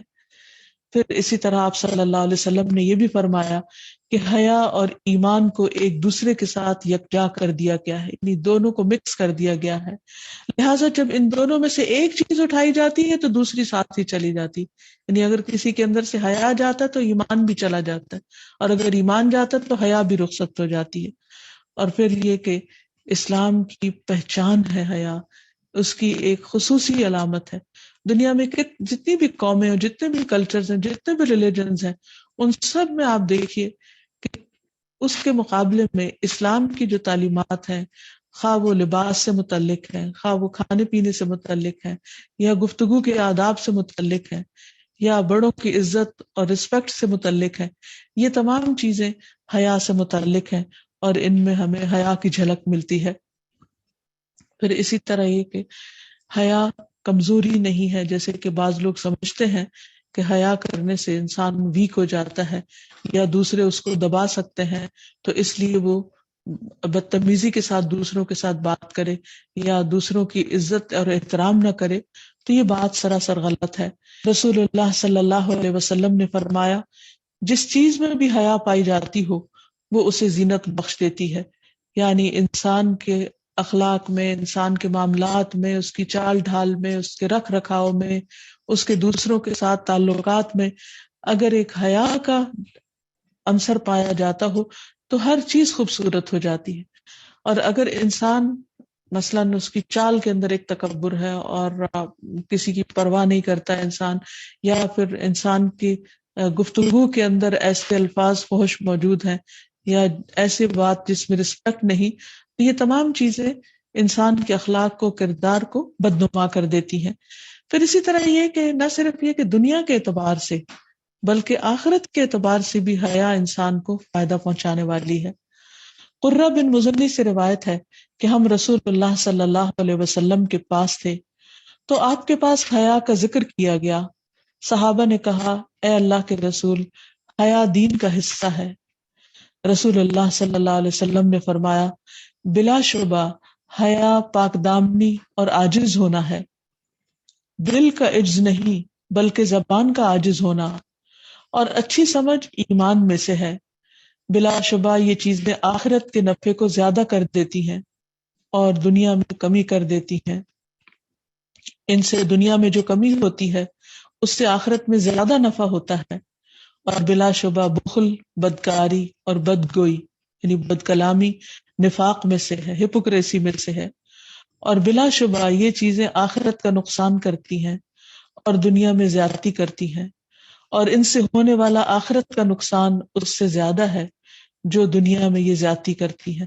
یعنی دنیا میں اگر انسان کو بد اخلاق اور بے حیا ہونے سے وقتی طور پر کچھ فائدے بھی ہو جاتے ہیں، جسے عام طور پر ہم کانفیڈنس کے نام سے کرتے ہیں، تو آخرت کے مقابلے میں وہ فائدے بہت ہی کم ہیں. پھر اسی طرح یہ ہے کہ اگر کسی شخص کے اندر فطری طور پر حیا زیادہ پائی جاتی ہو اور اس بنا پر وہ بہت کھل کر بات نہ کر سکتا ہو یا اس کے کچھ ایکشنز دوسروں سے مختلف ہوں، تو اس پر اس کو ملامت نہیں کرنی چاہیے. اس سلسلے میں ہم دیکھتے ہیں عبداللہ بن عمر رضی اللہ تعالی عنہ سے روایت ہے کہ نبی صلی اللہ علیہ وسلم کا گزر ایک ایسے شخص پر ہوا جو اپنے بھائی پر حیا کی وجہ سے ناراض ہو رہا تھا اور کہہ رہا تھا کہ تم بہت شرماتے ہو. گویا وہ کہہ رہا تھا کہ تم اس کی وجہ سے اپنا نقصان کر لیتے ہو. تو رسول اللہ صلی اللہ علیہ وسلم نے اس سے فرمایا کہ اسے چھوڑ دو، حیا ایمان کا حصہ ہے. یعنی اگر اس کی طبیعت کے اندر، اس کی فطرت کے اندر زیادہ حیا ہے تو اس کے لیے خیر و بھلائی کا باعث ہے، تم اس پر ملامت نہ کرو. پھر یہ کہ حیا انسان کے اندر اچھے اخلاق پیدا کرتی ہے اور اچھے اخلاق کی حفاظت بھی کرتی ہے. اس کے برعکس جس چیز میں حیا نہیں وہاں پر خیر نہیں، کیونکہ پھر انسان جو چاہتا ہے کر لیتا ہے، اور جو چاہتا ہے کرنے کا مقصد کیا ہے کہ وہ اس بات کی پرواہ نہیں کرتا کہ اس کی بات یا اس کا یہ ایکشن دوسرے کو فائدہ دے گا یا نقصان دے گا، دوسرے کے لیے اذیت کا باعث ہوگا یا رحمت کا باعث ہوگا. اسی طرح ایسا انسان یہ بھی پرواہ نہیں کرتا کہ اس کا یہ عمل اللہ تعالیٰ کو پسند ہے یا نہیں. اس لیے ہم دیکھتے ہیں کہ ابو مسعود عقبہ بن عمر انصاری رضی اللہ عنہ سے مروی ہے کہ رسول اللہ صلی اللہ علیہ وسلم نے فرمایا لوگوں نے پہلی نبوت کا جو کلام پایا ہے اس میں یہ بات بھی شامل ہے کہ جب تم میں شرم و حیا نہ رہے تو جو چاہو کرو. یعنی پھر انسان ڈھیٹ ہو جاتا ہے، انسان اچھے برے کی پرواہ نہیں کرتا. لہذا حیا انسان کو ہر حال میں فائدہ دینے والی ہے. ابو امامہ رضی اللہ عنہ سے روایت ہے کہ نبی صلی اللہ علیہ وسلم نے فرمایا حیا اور زبان کو قابو میں رکھنا ایمان کی دو شاخیں ہیں، جبکہ فحش گوئی اور لا حاصل بولنا یعنی فضول باتیں کرنا نفاق کی علامتیں ہیں، نفاق کی دو شاخیں ہیں. تو اس سے یہ پتہ چلتا ہے کہ جب انسان کے اندر حیا نہ ہو تو اس کے اندر منافقت بھی جنم لینے لگتی ہے. تو اللہ تعالیٰ اس سے محفوظ رکھے، کیونکہ منافقت کا انجام تو بہت ہی بھیانک ہے. پھر اسی طرح ایک مرتبہ ایک شخص کو نبی صلی اللہ علیہ وسلم نے کچھ بے حیائی کے کاموں کا ارتکاب کرتے ہوئے دیکھا تو جس پر آپ سخت ناراض ہوئے، اور جب ام ایمن نے آپ سے کہا کہ آپ ان کے لیے دعا کریں تو آپ صلی اللہ علیہ وسلم نے اس سے بھی انکار کر دیا، کیونکہ بے حیائی ایسے کاموں میں سے ہے جو جہنم میں لے جانے کا سبب ہے۔ رسول اللہ صلی اللہ علیہ وسلم نے فرمایا فحش گوئی حیا کا کم ہونا بد اخلاقی کا حصہ ہے، یعنی فحش باتیں کرنا، اور فحش باتوں میں گالی گلوچ وغیرہ اور ایسی باتیں جو حیا کے منافی ہوں، یہ سب کچھ بد اخلاقی شمار کیا گیا، اور فرمایا کہ بد اخلاقی آگ میں لے جانے والی ہے، یعنی انسان کی آخرت کو برباد کرنے والی ہے۔ ہمیں اپنے بارے میں، اپنے گھر والوں کے بارے میں، اپنے آس پاس کے لوگوں کے بارے میں کنسرن ہونا چاہیے کہ اگر ہم بچوں کی زبان سے کوئی ایسی بات سنیں یا کسی بھی رشتہ دار، دوست، عزیز اور آس پاس کے لوگوں سے، تو ان کو پیار سے سمجھائیں، کیونکہ یہ خطرناک چیزیں ہیں۔ بعض اوقات انسان اپنی زبان سے ایسی بات نکال دیتا ہے کہ جس کے بارے میں وہ پرواہ بھی نہیں کرتا، جس کے بارے میں وہ سوچتا بھی نہیں، لیکن وہ بات اس کو جہنم کی گہرائیوں میں لے جا پھینکنے والی ہوتی ہے۔ پھر اسی طرح حیا کے مختلف پہلو بھی ہیں، ان میں پہلی بات اللہ سبحانہ وتعالیٰ سے حیا کرنا، یعنی انسان کس کس سے حیا کرے، تو سب سے پہلے اپنے رب سے حیا کرے۔ اور رب سے حیا کرنے کا مطلب کیا ہے کہ انسان تنہائی میں بھی کوئی غلط کام نہ کرے، اور پھر اسی طرح رب سے حیا کرنے کا مطلب یہ ہے کہ انسان دل میں بھی فحش باتیں نہ سوچے، اپنے سر اور جو کچھ سر میں ہے اور پیٹ اور جو کچھ پیٹ میں ہے اس بارے میں اپنے رب سے شرمائے۔ جب کوئی نہیں دیکھتا تو رب دیکھتا ہے، جن چیزوں کو کوئی نہیں جانتا ان کو رب جانتا ہے، ہمارے دلوں میں کیا ہے، ہم کیا سوچتے ہیں، ہم اپنے آپ سے کیا باتیں کرتے ہیں، یہ ہمارے رب کو خوب اچھی طرح معلوم ہے۔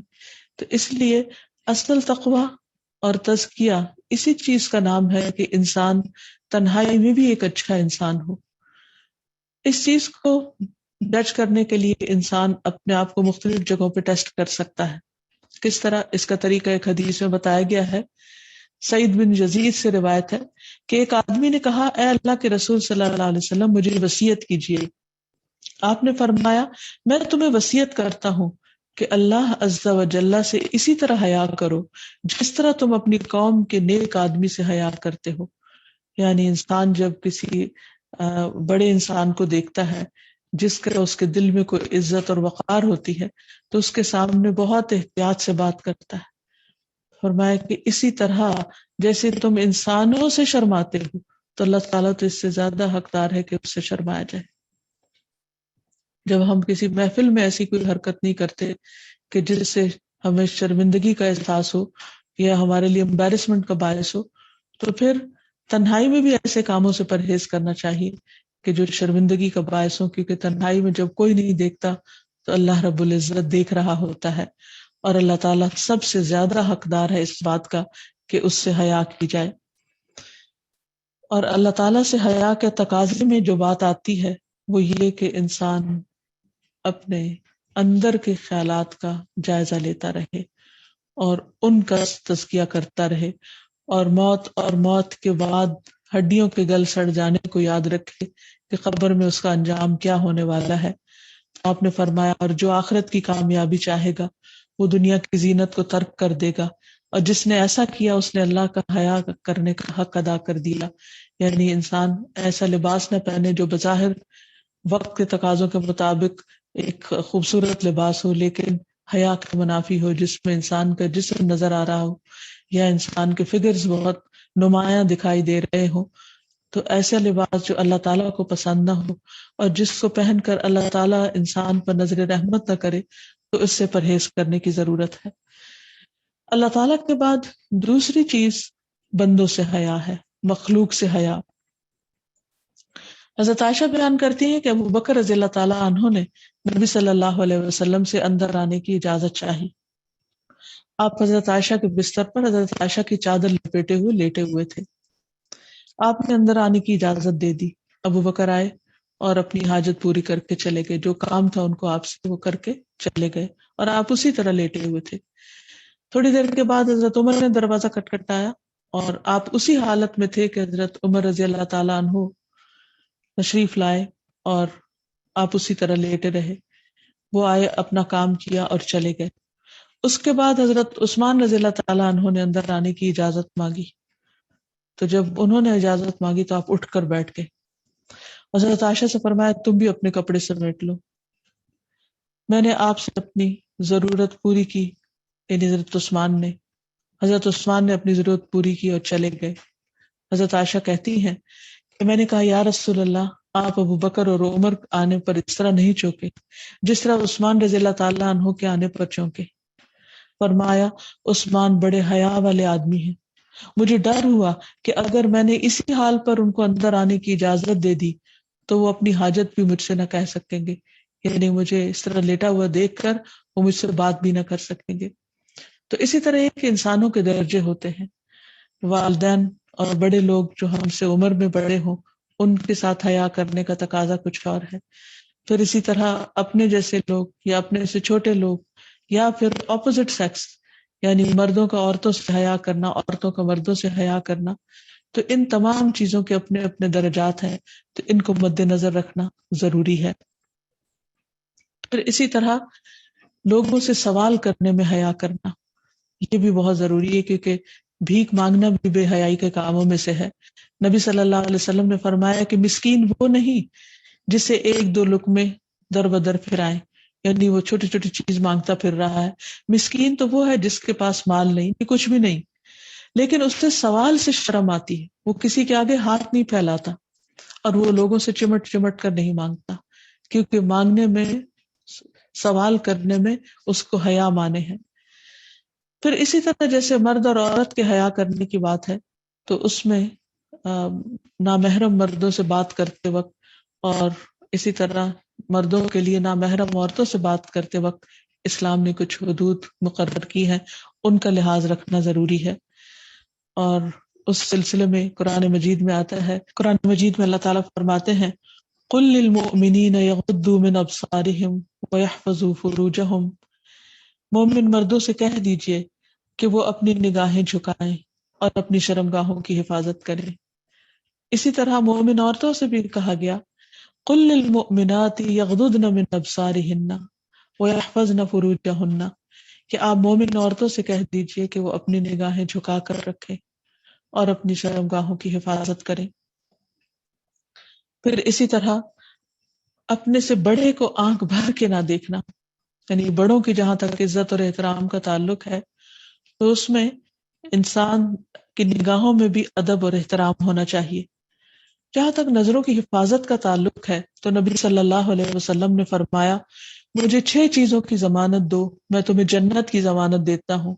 بات کرو تو سچ بولو، وعدہ کرو تو پورا کرو، جب امین بنایا جائے تو امانت کا حق ادا کرو، اور اپنی شرمگاہوں کی حفاظت کرو، اپنی نظروں کو بچاؤ اور اپنے ہاتھ روک لو. اسی طرح حرام چیزوں کی طرف دیکھنے سے بھی منع کیا گیا. نبی صلی اللہ علیہ وسلم نے فرمایا 3 طرح کی آنکھیں قیامت کے دن جہنم کی آگ کو نہ دیکھ سکیں گی. وہ آنکھ جو اللہ کے ڈر سے رو پڑی، وہ آنکھ جس نے اللہ کی راہ میں پہرا دیا، اور وہ آنکھ جو حرام کردہ چیزوں سے جھک گئی، یعنی اس نے حرام چیزوں کو نہ دیکھا. حیا کے تقاضوں میں سے ایک تقاضا یہ بھی ہے کہ انسان اپنی گفتگو میں باحیا ہو. اس میں الفاظ کا چناؤ، دوسرے کا لحاظ رکھنا، ادب کے ساتھ اپنی آواز کو اونچا یا پست رکھنا، یہ تمام چیزیں آ جاتی ہیں. اسی طرح بےہودہ گوئی سے پرہیز کرنا، فحش گوئی، جھوٹ، چغلی، غیبت، یہ تمام چیزیں بے حیائی کے زمرے میں آتی ہیں. کیونکہ کسی کے عیبوں کو اچھالنا، کسی کی غلطیوں پر ہنسنا، کسی پر جھوٹے الزامات لگانا صرف وہی شخص کر سکتا ہے جس کے اندر حیا نہ ہو، جس کے اندر ایمان نہ ہو.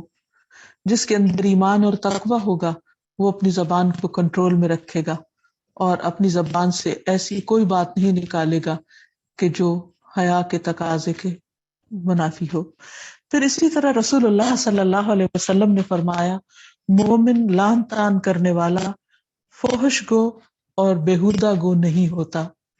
ایک اور جگہ پر آتا ہے، عبداللہ بن عمر رضی اللہ عنہ بیان کرتے ہیں کہ رسول اللہ صلی اللہ علیہ وسلم میں نہ تو فحش گوئی کی عادت تھی یعنی آپ گندی باتیں نہیں کیا کرتے تھے، اور نہ قصداً فحش کلامی فرماتے، یعنی نہ مذاق میں، نہ عام روٹین میں، نہ کسی اور موقع پر، یعنی آپ کی گفتگو ہمیشہ صاف ستھری پاکیزہ گفتگو ہوتی تھی۔ اسی لیے آپ صلی اللہ علیہ وسلم کو ایسی شاعری بھی پسند نہیں تھی جس میں بےہودہ کلامی ہو، یا کسی کے بارے میں حجو کی گئی ہو، یا کسی کے عیب اچھالے گئے ہوں۔ رسول اللہ صلی اللہ علیہ وسلم نے فرمایا، آدمی کے پیٹ کا پیپ سے بھر جانا شیر کے ساتھ بھر جانے سے بہتر ہے، یعنی ایسے شیر جن میں بے حیائی کی باتیں پائی جاتی ہوں۔ اسی طرح انسان جب عام گفتگو میں مخصوص قسم کی بیماریوں کا تعلق اسی طرح انسان جب اپنی عام روزمرہ گفتگو میں مخصوص بیماریوں کا تذکرہ کرے تو اس میں بھی حیا سے کام لے۔ اسی طرح ازدواجی زندگی سے متعلق اگر کسی بات کا کہیں ذکر کرنا ہو تو اس میں بھی الفاظ کا چناؤ بہت مناسب ہونا چاہیے، اور ایسے تعلقات کا بوقت ضرورت تذکرہ کرنے میں بھی حیا کا دامن نہیں چھوڑنا چاہیے۔ پھر اسی طرح رشتوں کے معاملے میں، شادی کے معاملے میں حیا کرنا یہ بھی ہمارے دین کا ایک حصہ ہے۔ حضرت عائشہ سے مروی ہے کہ رسول اللہ صلی اللہ علیہ وسلم جب کسی بیٹی کی یعنی کسی لڑکی کی شادی کا ارادہ فرماتے تو اس کے پردے کے پاس بیٹھ کر اجازت کے لیے فرماتے، فلاں آدمی فلاں عورت کا تذکرہ کر رہا تھا، اس شخص کا نام بھی لیتے جس نے اس عورت کا تذکرہ کیا، اگر وہ خاموش رہتے تو آپ اس کے ساتھ شادی کر دیتے، اور اگر وہ ناپسند کرتی تو پردہ کھٹکھٹا دیتی، یعنی زبان سے حیا کے مارے کچھ نہ کہتی۔ پھر اسی طرح حیا کے تقاضوں میں سے ایک تقاضا لباس میں حیا ہے۔ تقوی بہترین لباس ہے۔ اللہ تعالیٰ فرماتے ہیں، یا بنی آدم قد انزلنا علیکم لباسا یواری سوآتکم وریشا ولباس التقوی ذالک خیر ذالک من آیات اللہ لعلہم یذکرون۔ اے آدم کی اولاد، بے شک ہم نے تم پر لباس اتارا ہے، یعنی اللہ سبحانہ وتعالیٰ نے لباس لباس جس سے بنتا ہے وہ چیزیں بھی پیدا کی، اور اس کا حکم بھی اتارا، اور انسان کو سمجھ بوجھ بھی دی کہ وہ کس طرح کا لباس اپنے لیے بنائے، اور اس کا مقصد بھی بتا دیا گیا کہ لباس کیوں، لیواری سوآتکم، جو تمہاری شرمگاہوں کو چھپاتا ہے، یعنی تمہارے جسم کے قابل شرم حصوں کو چھپانے کے لیے۔ تو وہ لباس ہی کیا کہ جو انسان کے ایسے حصوں کو نہ چھپائے، اور زینت بھی ہے۔ اور تقوی کا لباس وہ سب سے بہتر ہے، یہ اللہ کی نشانیوں میں سے ہے تاکہ وہ نصیحت حاصل کریں۔ پھر اسی طرح اپنے بدن کو ڈھانپ کر رکھنا چاہیے، اور غیر ضروری طور پر اس کو ننگا نہیں کرنا چاہیے۔ رسول اللہ صلی اللہ علیہ وسلم نے فرمایا، موسیٰ علیہ السلام بڑے ہی شرم والے اور بدن ڈھانپنے والے تھے، ان کی حیا کی وجہ سے ان کے بدن کا کوئی حصہ بھی دیکھا نہیں جا سکتا تھا۔ اسی طرح جسم کو نمایاں کرنے والے لباس سے بھی بچنا چاہیے، خصوصاً خواتین کو تنگ کپڑے پہننے سے اجتناب کرنا چاہیے، کیونکہ اگرچہ وہ باریک نہ بھی ہوں تو بھی وہ جسم کے حصوں کو نمایاں کر رہے ہوتے ہیں۔ پھر اسی طرح سطر کی حفاظت کرنا بھی ضروری ہے، اور خصوصاً نماز کے اندر، عبادت کے اندر۔ پھر اسی طرح مرد کو ایک چادر میں لیٹنے سے منع کیا گیا، اور عورت کے ساتھ ایک چادر میں لیٹنے سے منع کیا گیا، یعنی بغیر کسی اوٹ کے، بغیر کسی رکاوٹ کے وہ ایک دوسرے کے جسم کو نہ چھوئیں۔ پھر اسی طرح یہ ہے کہ حیا جہاں بہت عمدہ صفت ہے، وہاں یہ بھی یاد رہے کہ حق بات کرنے میں اور دین کی تعلیم حاصل کرنے، سیکھنے اور سکھانے میں انسان کو ایسا حیا نہیں کرنا چاہیے کہ جو اس کی خیر اور بھلائی کے راستے میں رکاوٹ بن جائے۔ اس لیے ایسی حیا پسندیدہ نہیں، مذموم ہے۔ علم کی مجلسوں میں خاص طور پر حاضر ہونے اور وہاں بیٹھ کر سیکھنے سے حیا نہیں کرنی چاہیے۔ نبی صلی اللہ علیہ وسلم ایک مرتبہ خطبہ دے رہے تھے کہ 3 لوگ آپ کی مجلس میں آئے۔ ایک شخص نے آگے جگہ دیکھ کر آگے آ کر اپنی جگہ بنائی اور بیٹھ کر سیکھنے لگا، دوسرا شرما گیا اور پیچھے ہی بیٹھ گیا، اور تیسرا واپس چلا گیا۔ نبی صلی اللہ علیہ وسلم جب اپنی بات پوری کر چکے تو آپ نے فرمایا، کیا میں تمہیں بتاؤں ان تینوں کا حال کیا ہے؟ وہ شخص جو آگے آیا اس نے اللہ سے پناہ چاہی، اللہ تعالیٰ نے اس کو پناہ دے دی۔ وہ شخص جو پیچھے بیٹھ گیا وہ اللہ سے شرما گیا تو اللہ تعالیٰ بھی اس سے شرما گیا۔ یعنی اس کا درجہ وہ نہیں جو آگے بیٹھ کر پڑھنے اور سیکھنے والے کا ہے، اور تیسرا وہ جو منہ پھیر گیا تو اللہ تعالیٰ نے بھی اس سے منہ پھیر لیا۔ تو اس لیے کبھی بھی انسان کو خیر اور بھلائی کی بات حاصل کرنے میں حیا سے کام نہیں لینا چاہیے، اور دین کے مشکل مسائل یا آسان، ظاہر یا چھپے ہوئے مسائل کو جاننے کے لیے مناسب مہذب الفاظ میں سیکھنے سکھانے کا سلسلہ جاری رکھنا چاہیے۔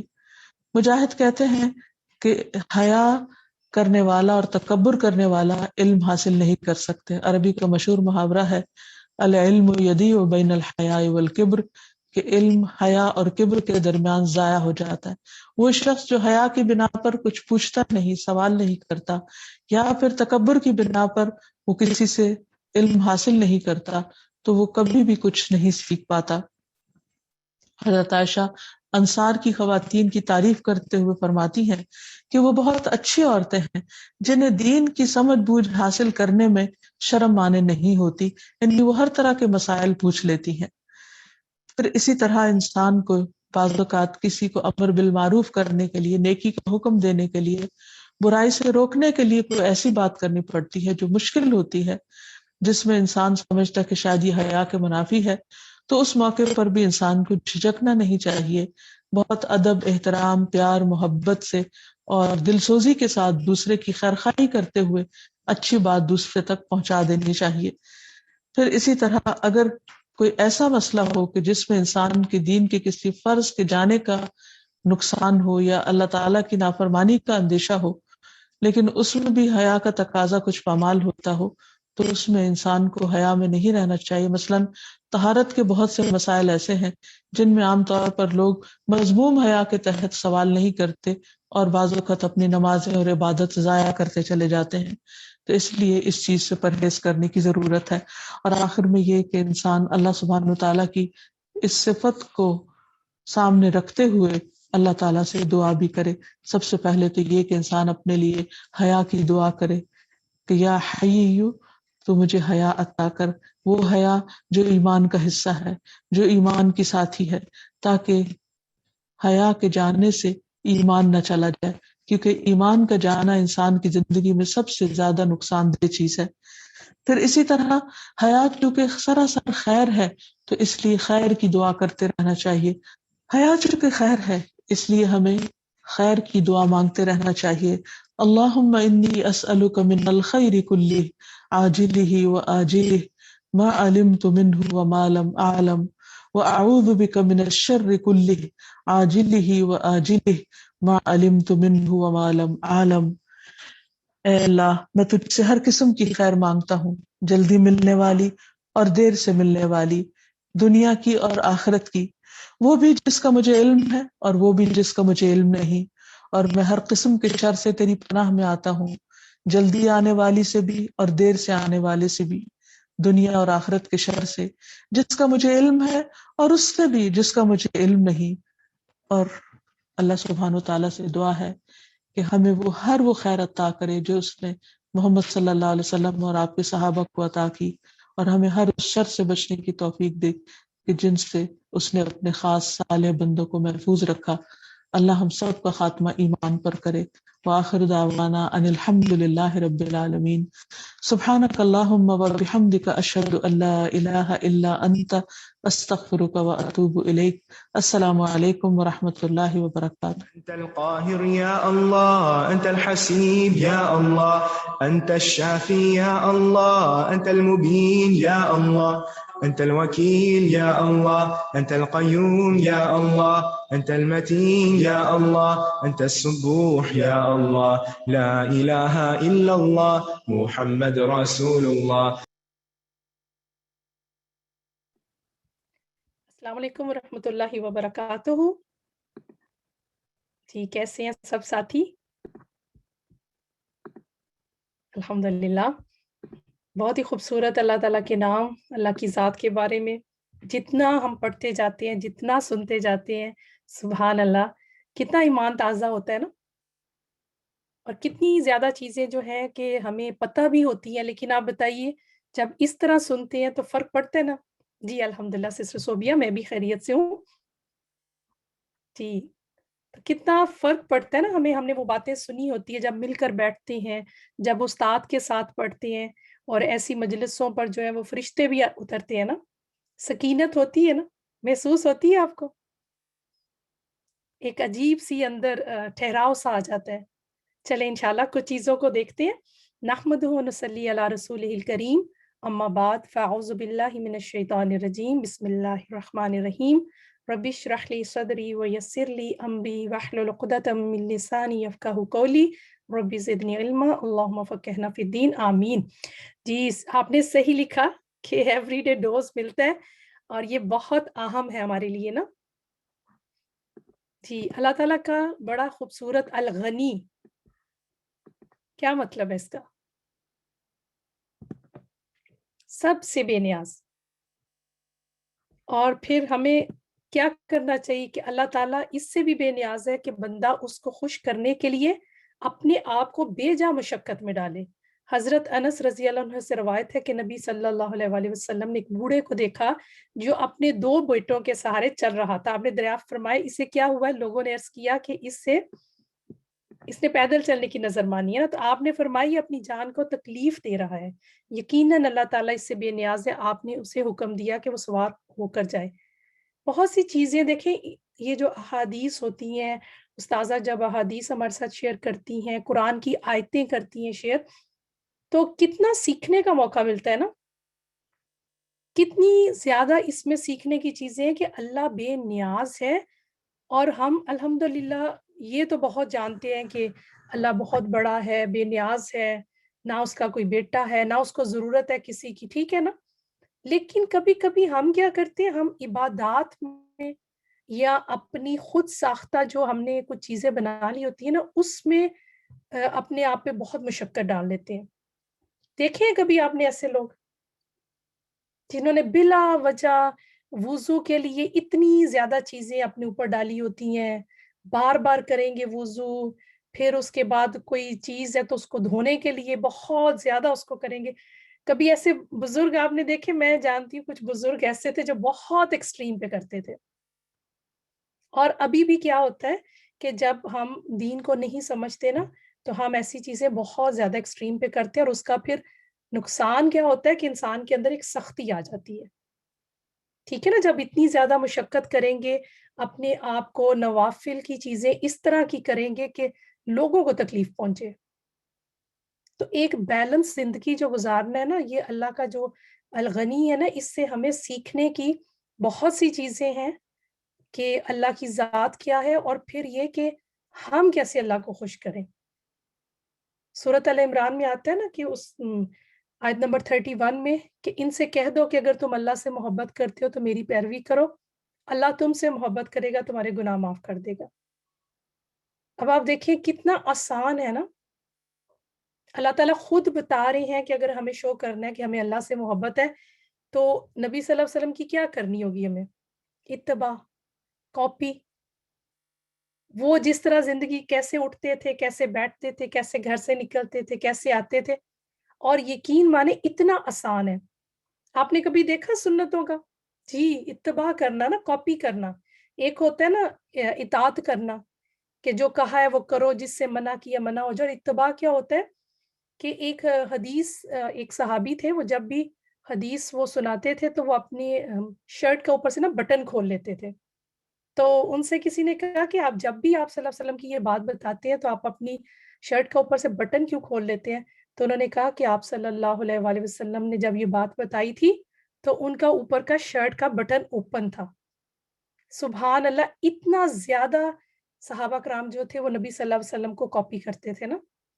اور یقین ابھی کیا ہو رہا ہے کہ ابھی ریسرچ یہ بات بتا رہی ہے کہ آپ نے اگر کسی کی کامیابی تک پہنچنا ہے تو آپ دیکھیں کہ بہت سے لوگ آج کل ٹپس دے رہے ہیں کہ سکسیسفل پیپل کی ہیبٹس یہ ہوتی ہیں، آپ یہ ہیبٹس کاپی کر لیں تو آپ بھی سکسیسفل ہو جائیں گے۔ سبحان اللہ، ہمارے اللہ تعالیٰ نے ہمیں یہ بات اجر کے ساتھ رکھ دی کہ تم اگر یہ کرو گے تو تمہیں اجر ملے گا۔ اور دنیا آج پاگل ہو رہی ہے، آج لوگ ایڈوائزرز جو ہے نا وہ ہائر کر رہے ہیں، پے کر کر، بہت زیادہ پے کر کر سیکھ رہے ہیں کہ کون سی عادتیں اپنائیں. موٹیویشنل ٹاکس جو ہوتی ہیں، لوگ اتنی کمائی کر رہے ہیں اس چیز کے پیچھے اور لوگ کامیاب بھی ہو رہے ہیں. مزے کی یہ بات ہے نا کہ ان کو پتا چل گیا ہے کہ کچھ عادتیں ہوتی ہیں جو آپ کو کامیابی کی طرف لے کے جاتی ہیں اور کچھ عادتیں ہیں جو ناکامی کی طرف. تو سبحان اللہ، اللہ تو ہماری عبادت سے بے نیاز ہے، اس کو ہماری عبادت نہیں چاہیے، لیکن اس نے جو کچھ ہمارے لیے اجر کے طور پہ رکھ دیے، سراسر اس میں انسان کا ہی فائدہ ہے. اس کو شکر بھی، آپ نے سنا نا کہ اللہ تعالیٰ جو ہے وہ شکر کرنے پہ کیا کہ تمہیں ہی فائدہ ہوگا. اللہ تو بے نیاز ہے، اس کو تو ہمارے شکر کی بھی ضرورت نہیں ہے، ہمیں ہماری تعریف کی بھی ضرورت نہیں ہے. لیکن ہم جب دین کو اس طرح سمجھتے ہیں نا کہ میں نے یہ تسبیحات کرنی ہے، میں نے یہ تسبیحات کرنی ہے، میں نے اتنے نفل پڑھنے ہیں، میں نے اتنے کرنے ہیں، اصل بات بیچ میں سے ہم بھول جاتے ہیں کہ اصل مقصد کیا تھا. تو جتنا جتنا اللہ کی ذات کو انشاءاللہ سمجھتے جائیں گے نا، اتنا اتنا زیادہ ہمارے لیے دین آسان ہوتا جائے گا. پھر آپ دیکھیں کہ پھر کرنے کے کام ہمارے کیا ہوں گے کہ اللہ سبحانہ تعالیٰ سے غنا کی دعا بھی مانگنی چاہیے. اللہم انی اسألک الہدی والتقی والعفاف والغنا. اے اللہ، بے شک میں تجھ سے ہدایت، تقوی، پاک دامنی اور بے نیازی کا سوال کرتا ہوں. ٹھیک ہے نا، یہ ہمارے اختیار میں نہیں ہے، کیونکہ مومن کا اختیار ہے نا.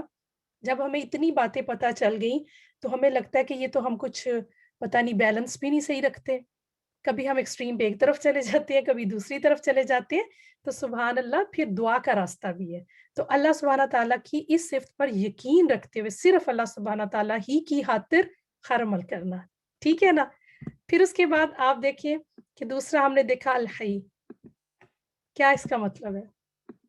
حیا کرنے والا. کتنی زبردست چیزیں آپ نے سیکھی نا. کتنا ہمیں اللہ کے یہ نام صفات دیکھتے ہوئے کیا ہوتا ہے کہ بہت سا علم بھی حاصل ہو جاتا ہے. اور پھر اللہ سبحانہ تعالیٰ کی اس صفت یعنی حیا کا ذکر حدیث میں کس طرح آیا کہ رسول اللہ صلی اللہ علیہ وآلہ وسلم نے فرمایا، بے شک اللہ تبارک و تعالیٰ جو تمہارا رب ہے وہ بہت معزز اور باحیا ہے. وہ اپنے بندے سے شرماتا ہے کہ جب وہ اس کے سامنے اپنے دونوں ہاتھ پھیلائے تو اس کے ہاتھ خالی لوٹا دے. سبحان اللہ. آپ دیکھیں نا، تو پھر اس کے لیے دعائیں کثرت سے مانگنی چاہیے نا. مطلب اللہ تعالیٰ تو دیکھیے دیتے دیتے نہیں تھکتا، ہم مانگتے مانگتے تھک جاتے ہیں. لیکن اصل بات یہ ہے کہ ہم دعا مانگتے کون سی ہیں. یہ نہیں ہوتا کہ اللہ نے پتہ نہیں کیا، سب سے جو کام ہے نا کہ آخر ہم اپنے رب سے مانگتے ہیں، اور جیسے جیسے ہمیں زندگی کی حقیقت پتہ چلتی ہے نا تو ہماری دعائیں بھی بدلتی ہیں. ہوتا ہے آپ کے ساتھ ایسے کہ آپ کی دعائیں چینج ہو رہی ہیں جیسے جیسے اللہ کی ذات کا پتہ چل رہا ہے؟ پہلے ہم کون سی دعائیں کرتے تھے؟ ساری دنیا والی. اور اب ہمیں پتہ چل رہا ہے کہ اگر ہم آخرت کو رکھیں گے سامنے تو دنیا تو اللہ تعالیٰ فری میں ہمیں دے دیں گے. سبحان اللہ. اور پھر کرنا کیا کہ اپنی تنہائی اور خیالات کی بھی حفاظت کریں اور فحش کاموں سے اور سوچوں سے بچنا ہے، کیونکہ اللہ تعالیٰ تو ہماری سوچوں کو بھی جانتے ہیں نا، ہمارے دل میں کیا ہو رہا ہے. خیال سراسر خیر ہے، اس کو کمزوری نہیں ہم نے سمجھنا. ٹھیک ہے نا. کہ آپ دیکھیں کہ آج ماں باپ بھی بچوں کو نا انکریج کر رہی ہوتی ہے کہ نہیں یہ بولو سب کے سامنے، ادھر آؤ، سامنے آؤ.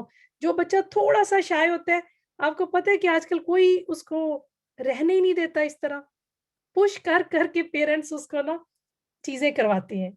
تو اللہ سبحانہ تعالیٰ الحی سے آخرت کی کامیابی مانگنی ہے. نبی صلی اللہ علیہ وسلم نے فرمایا جس کو آخرت کی کامیابی چاہے گا وہ دنیا کی زینت ترک کر دے گا، اور جس نے ایسا کیا اس نے اللہ سے حیا کا حق ادا کر دیا.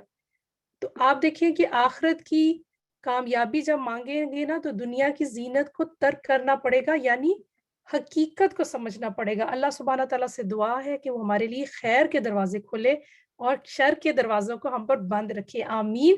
کیونکہ آج دنیا ہمیں شر والی چیزیں اتنی خوبصورت بنا بنا کے دکھا رہی ہے کہ ہمیں یہ فرق کرنا بڑا مشکل ہو گیا کہ شر کیا اور خیر کیا. لگتا ہے آپ کو مشکل؟ بہت سی چیزیں جو شر والی ہیں وہ اس طرح دکھائی جاتی ہیں کہ ہمارے لیے بہت ضروری ہے کرنی. تو اصل چیز ہے کہ اللہ ہمیں بصیرت کی نگاہ دے دے. اللہ تعالی ہمیں چیزوں کی حقیقت کو جو ہے نا وہ سمجھنے والی نظر عطا کر دے تاکہ ہم جس طرح کی چیزیں ہیں اسی طرح ان کو دیکھیں. آپ نے ان دونوں ناموں کو جب سنا تو جب ہمارا رب اس طرح کا ہے تو پھر ہمیں بھی اپنے اندر یہ صفات ڈالنی چاہیے نا. ہمیں بھی لوگوں سے بے نیاز ہونا چاہیے نا.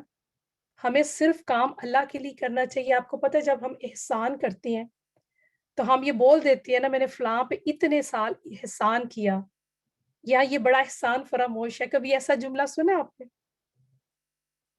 کبھی یا ہمارے منہ سے کبھی نکلا کہ میں تو اتنے سال سے اس پہ احسان کر رہی ہوں, میں تو ہمیشہ میں ہی اس کی دعوت کرتی ہوں, یہ مجھے دعوت پہ نہیں بلاتے, میں تحفے دیتی ہوں, یہ مجھے تحفے نہیں دیتے, اب میں نے بھی نہیں تحفہ دینا. باجی پورے خلات سے بچنے میں اور کون سا دعا ہے؟ جی سسٹر شناز الحمدللہ دیکھیے الحمدللہ کافی سی دعائیں.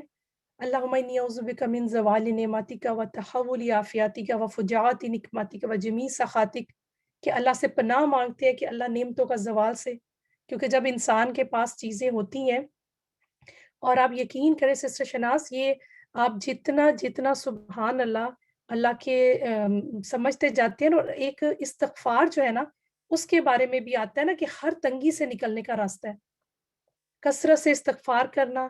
پھر آپ دیکھیں درود شریف کتنا جو ہے کہ اس کے ساتھ کتنی برکتیں رحمتیں ہیں, کہ اگر آپ درود شریف ایک مرتبہ پڑھتے ہیں تو 10 گناہ معاف ہوتے ہیں, 10 نیکیاں ملتی ہیں, 10 درجات بلند ہوتے ہیں. تو یہ ایک ایسا ہے کہ آپ کے دونوں فرشتے بزی ہو جاتے ہیں, ایک نیکیاں لکھنے میں اور ایک آپ کے گناہ مٹانے میں. اور پھر آپ سوچیں کہ جب اللہ تعالیٰ سے جتنا انسان اپنے گناہ صاف کرواتا رہے, جتنا اللہ کے نزدیک ہوتا رہے, اس کے حالات تو خود ہی بدل جائیں گے نا. ٹھیک ہے نا, تو اللہ کو راضی کرنے والے کام کریں انشاءاللہ, کثرت سے استغفار کریں, کیونکہ ہمیں پتہ نہیں ہوتا ہم سے کہاں کمی کوتاہی ہو رہی ہے نا. اور یہ بھی نہ گھبرائیں کہ حالات کس طرح کے ہیں, کیا پتا اللہ تعالیٰ نے ان حالات میں آپ کو رکھ کر تو کیا کچھ حکمت دینی ہو. ٹھیک ہے نا, تو پریشان نہ, حالات سے نہ پریشان ہو, اللہ سے دعا کریں کہ اللہ مجھے سمجھ عطا کر دے. تو نے میری زندگی میں اگر کچھ بھی مشکل رکھا ہے نا تو کوئی وجہ ہوگی نا, تو اللہ مجھے وہ حکمت عطا کر دے, مجھے وہ سمجھ عطا کر دے کہ میں اپنے معاملات کو سمجھ سکوں. ٹھیک ہے نا, تو گھبرانا نہیں, اللہ کی طرف سے جو بھی ہماری زندگی میں آتا ہے نا وہ خیر ہی ہوتا ہے, لیکن ہمیں سمجھ نہیں آ رہی ہوتی. کثرت سے استغفار کریں, درود شریف پڑھیں, اور اپنی بے شک زبان میں سجدے میں جا کے اللہ سے دعا کریں. جیسے ایک مرتبہ سسٹر شازیہ نے کسی کو یہ مشورہ دیا تھا کہ دعا کرے اللہ سے کہ اللہ تو میرے سے راضی ہو جا, تو اللہ آپ سے راضی ہو گیا تو سارے مسئلے حل ہو جائیں گے. ٹھیک ہے نا, تو بہت آسان دین ہے, کوئی اتنی لمبی چیزیں کرنے والی اتنی نہیں ہوتی, لیکن ہم ان کو نا بہت مشکل بنا دیتے. ہمارا رب نا شارق سے بھی نزدیک ہے, اور وہ ہمیں سنتا بھی ہے, جانتا بھی ہے. اور آپ یقین کریں کہ ایک ماں اتنی پیار کرنے والی ہوتی ہے نا, تو اگر اس کے دل میں بھی رب ڈال رہا ہے نا تو پھر سوچے ہمارے رب کی کیا بات ہوگی نا. تو بس اللہ ہمیں سمجھ عطا کر دے کہ جو ہمارے زندگی کے مسئلے ہیں وہ ہمیں سمجھ آ جائے. جزاکم اللہ خیرن کثیرہ. انشاءاللہ پھر آپ سے ملاقات ہوگی. وآخر دعوانا الحمد للہ رب العالمین. سبحانک اللہم و بحمدک اشہد ان لا الہ الا انت استغفرک و اتوب الیک. السلام علیکم ورحمۃ اللہ وبرکاتہ.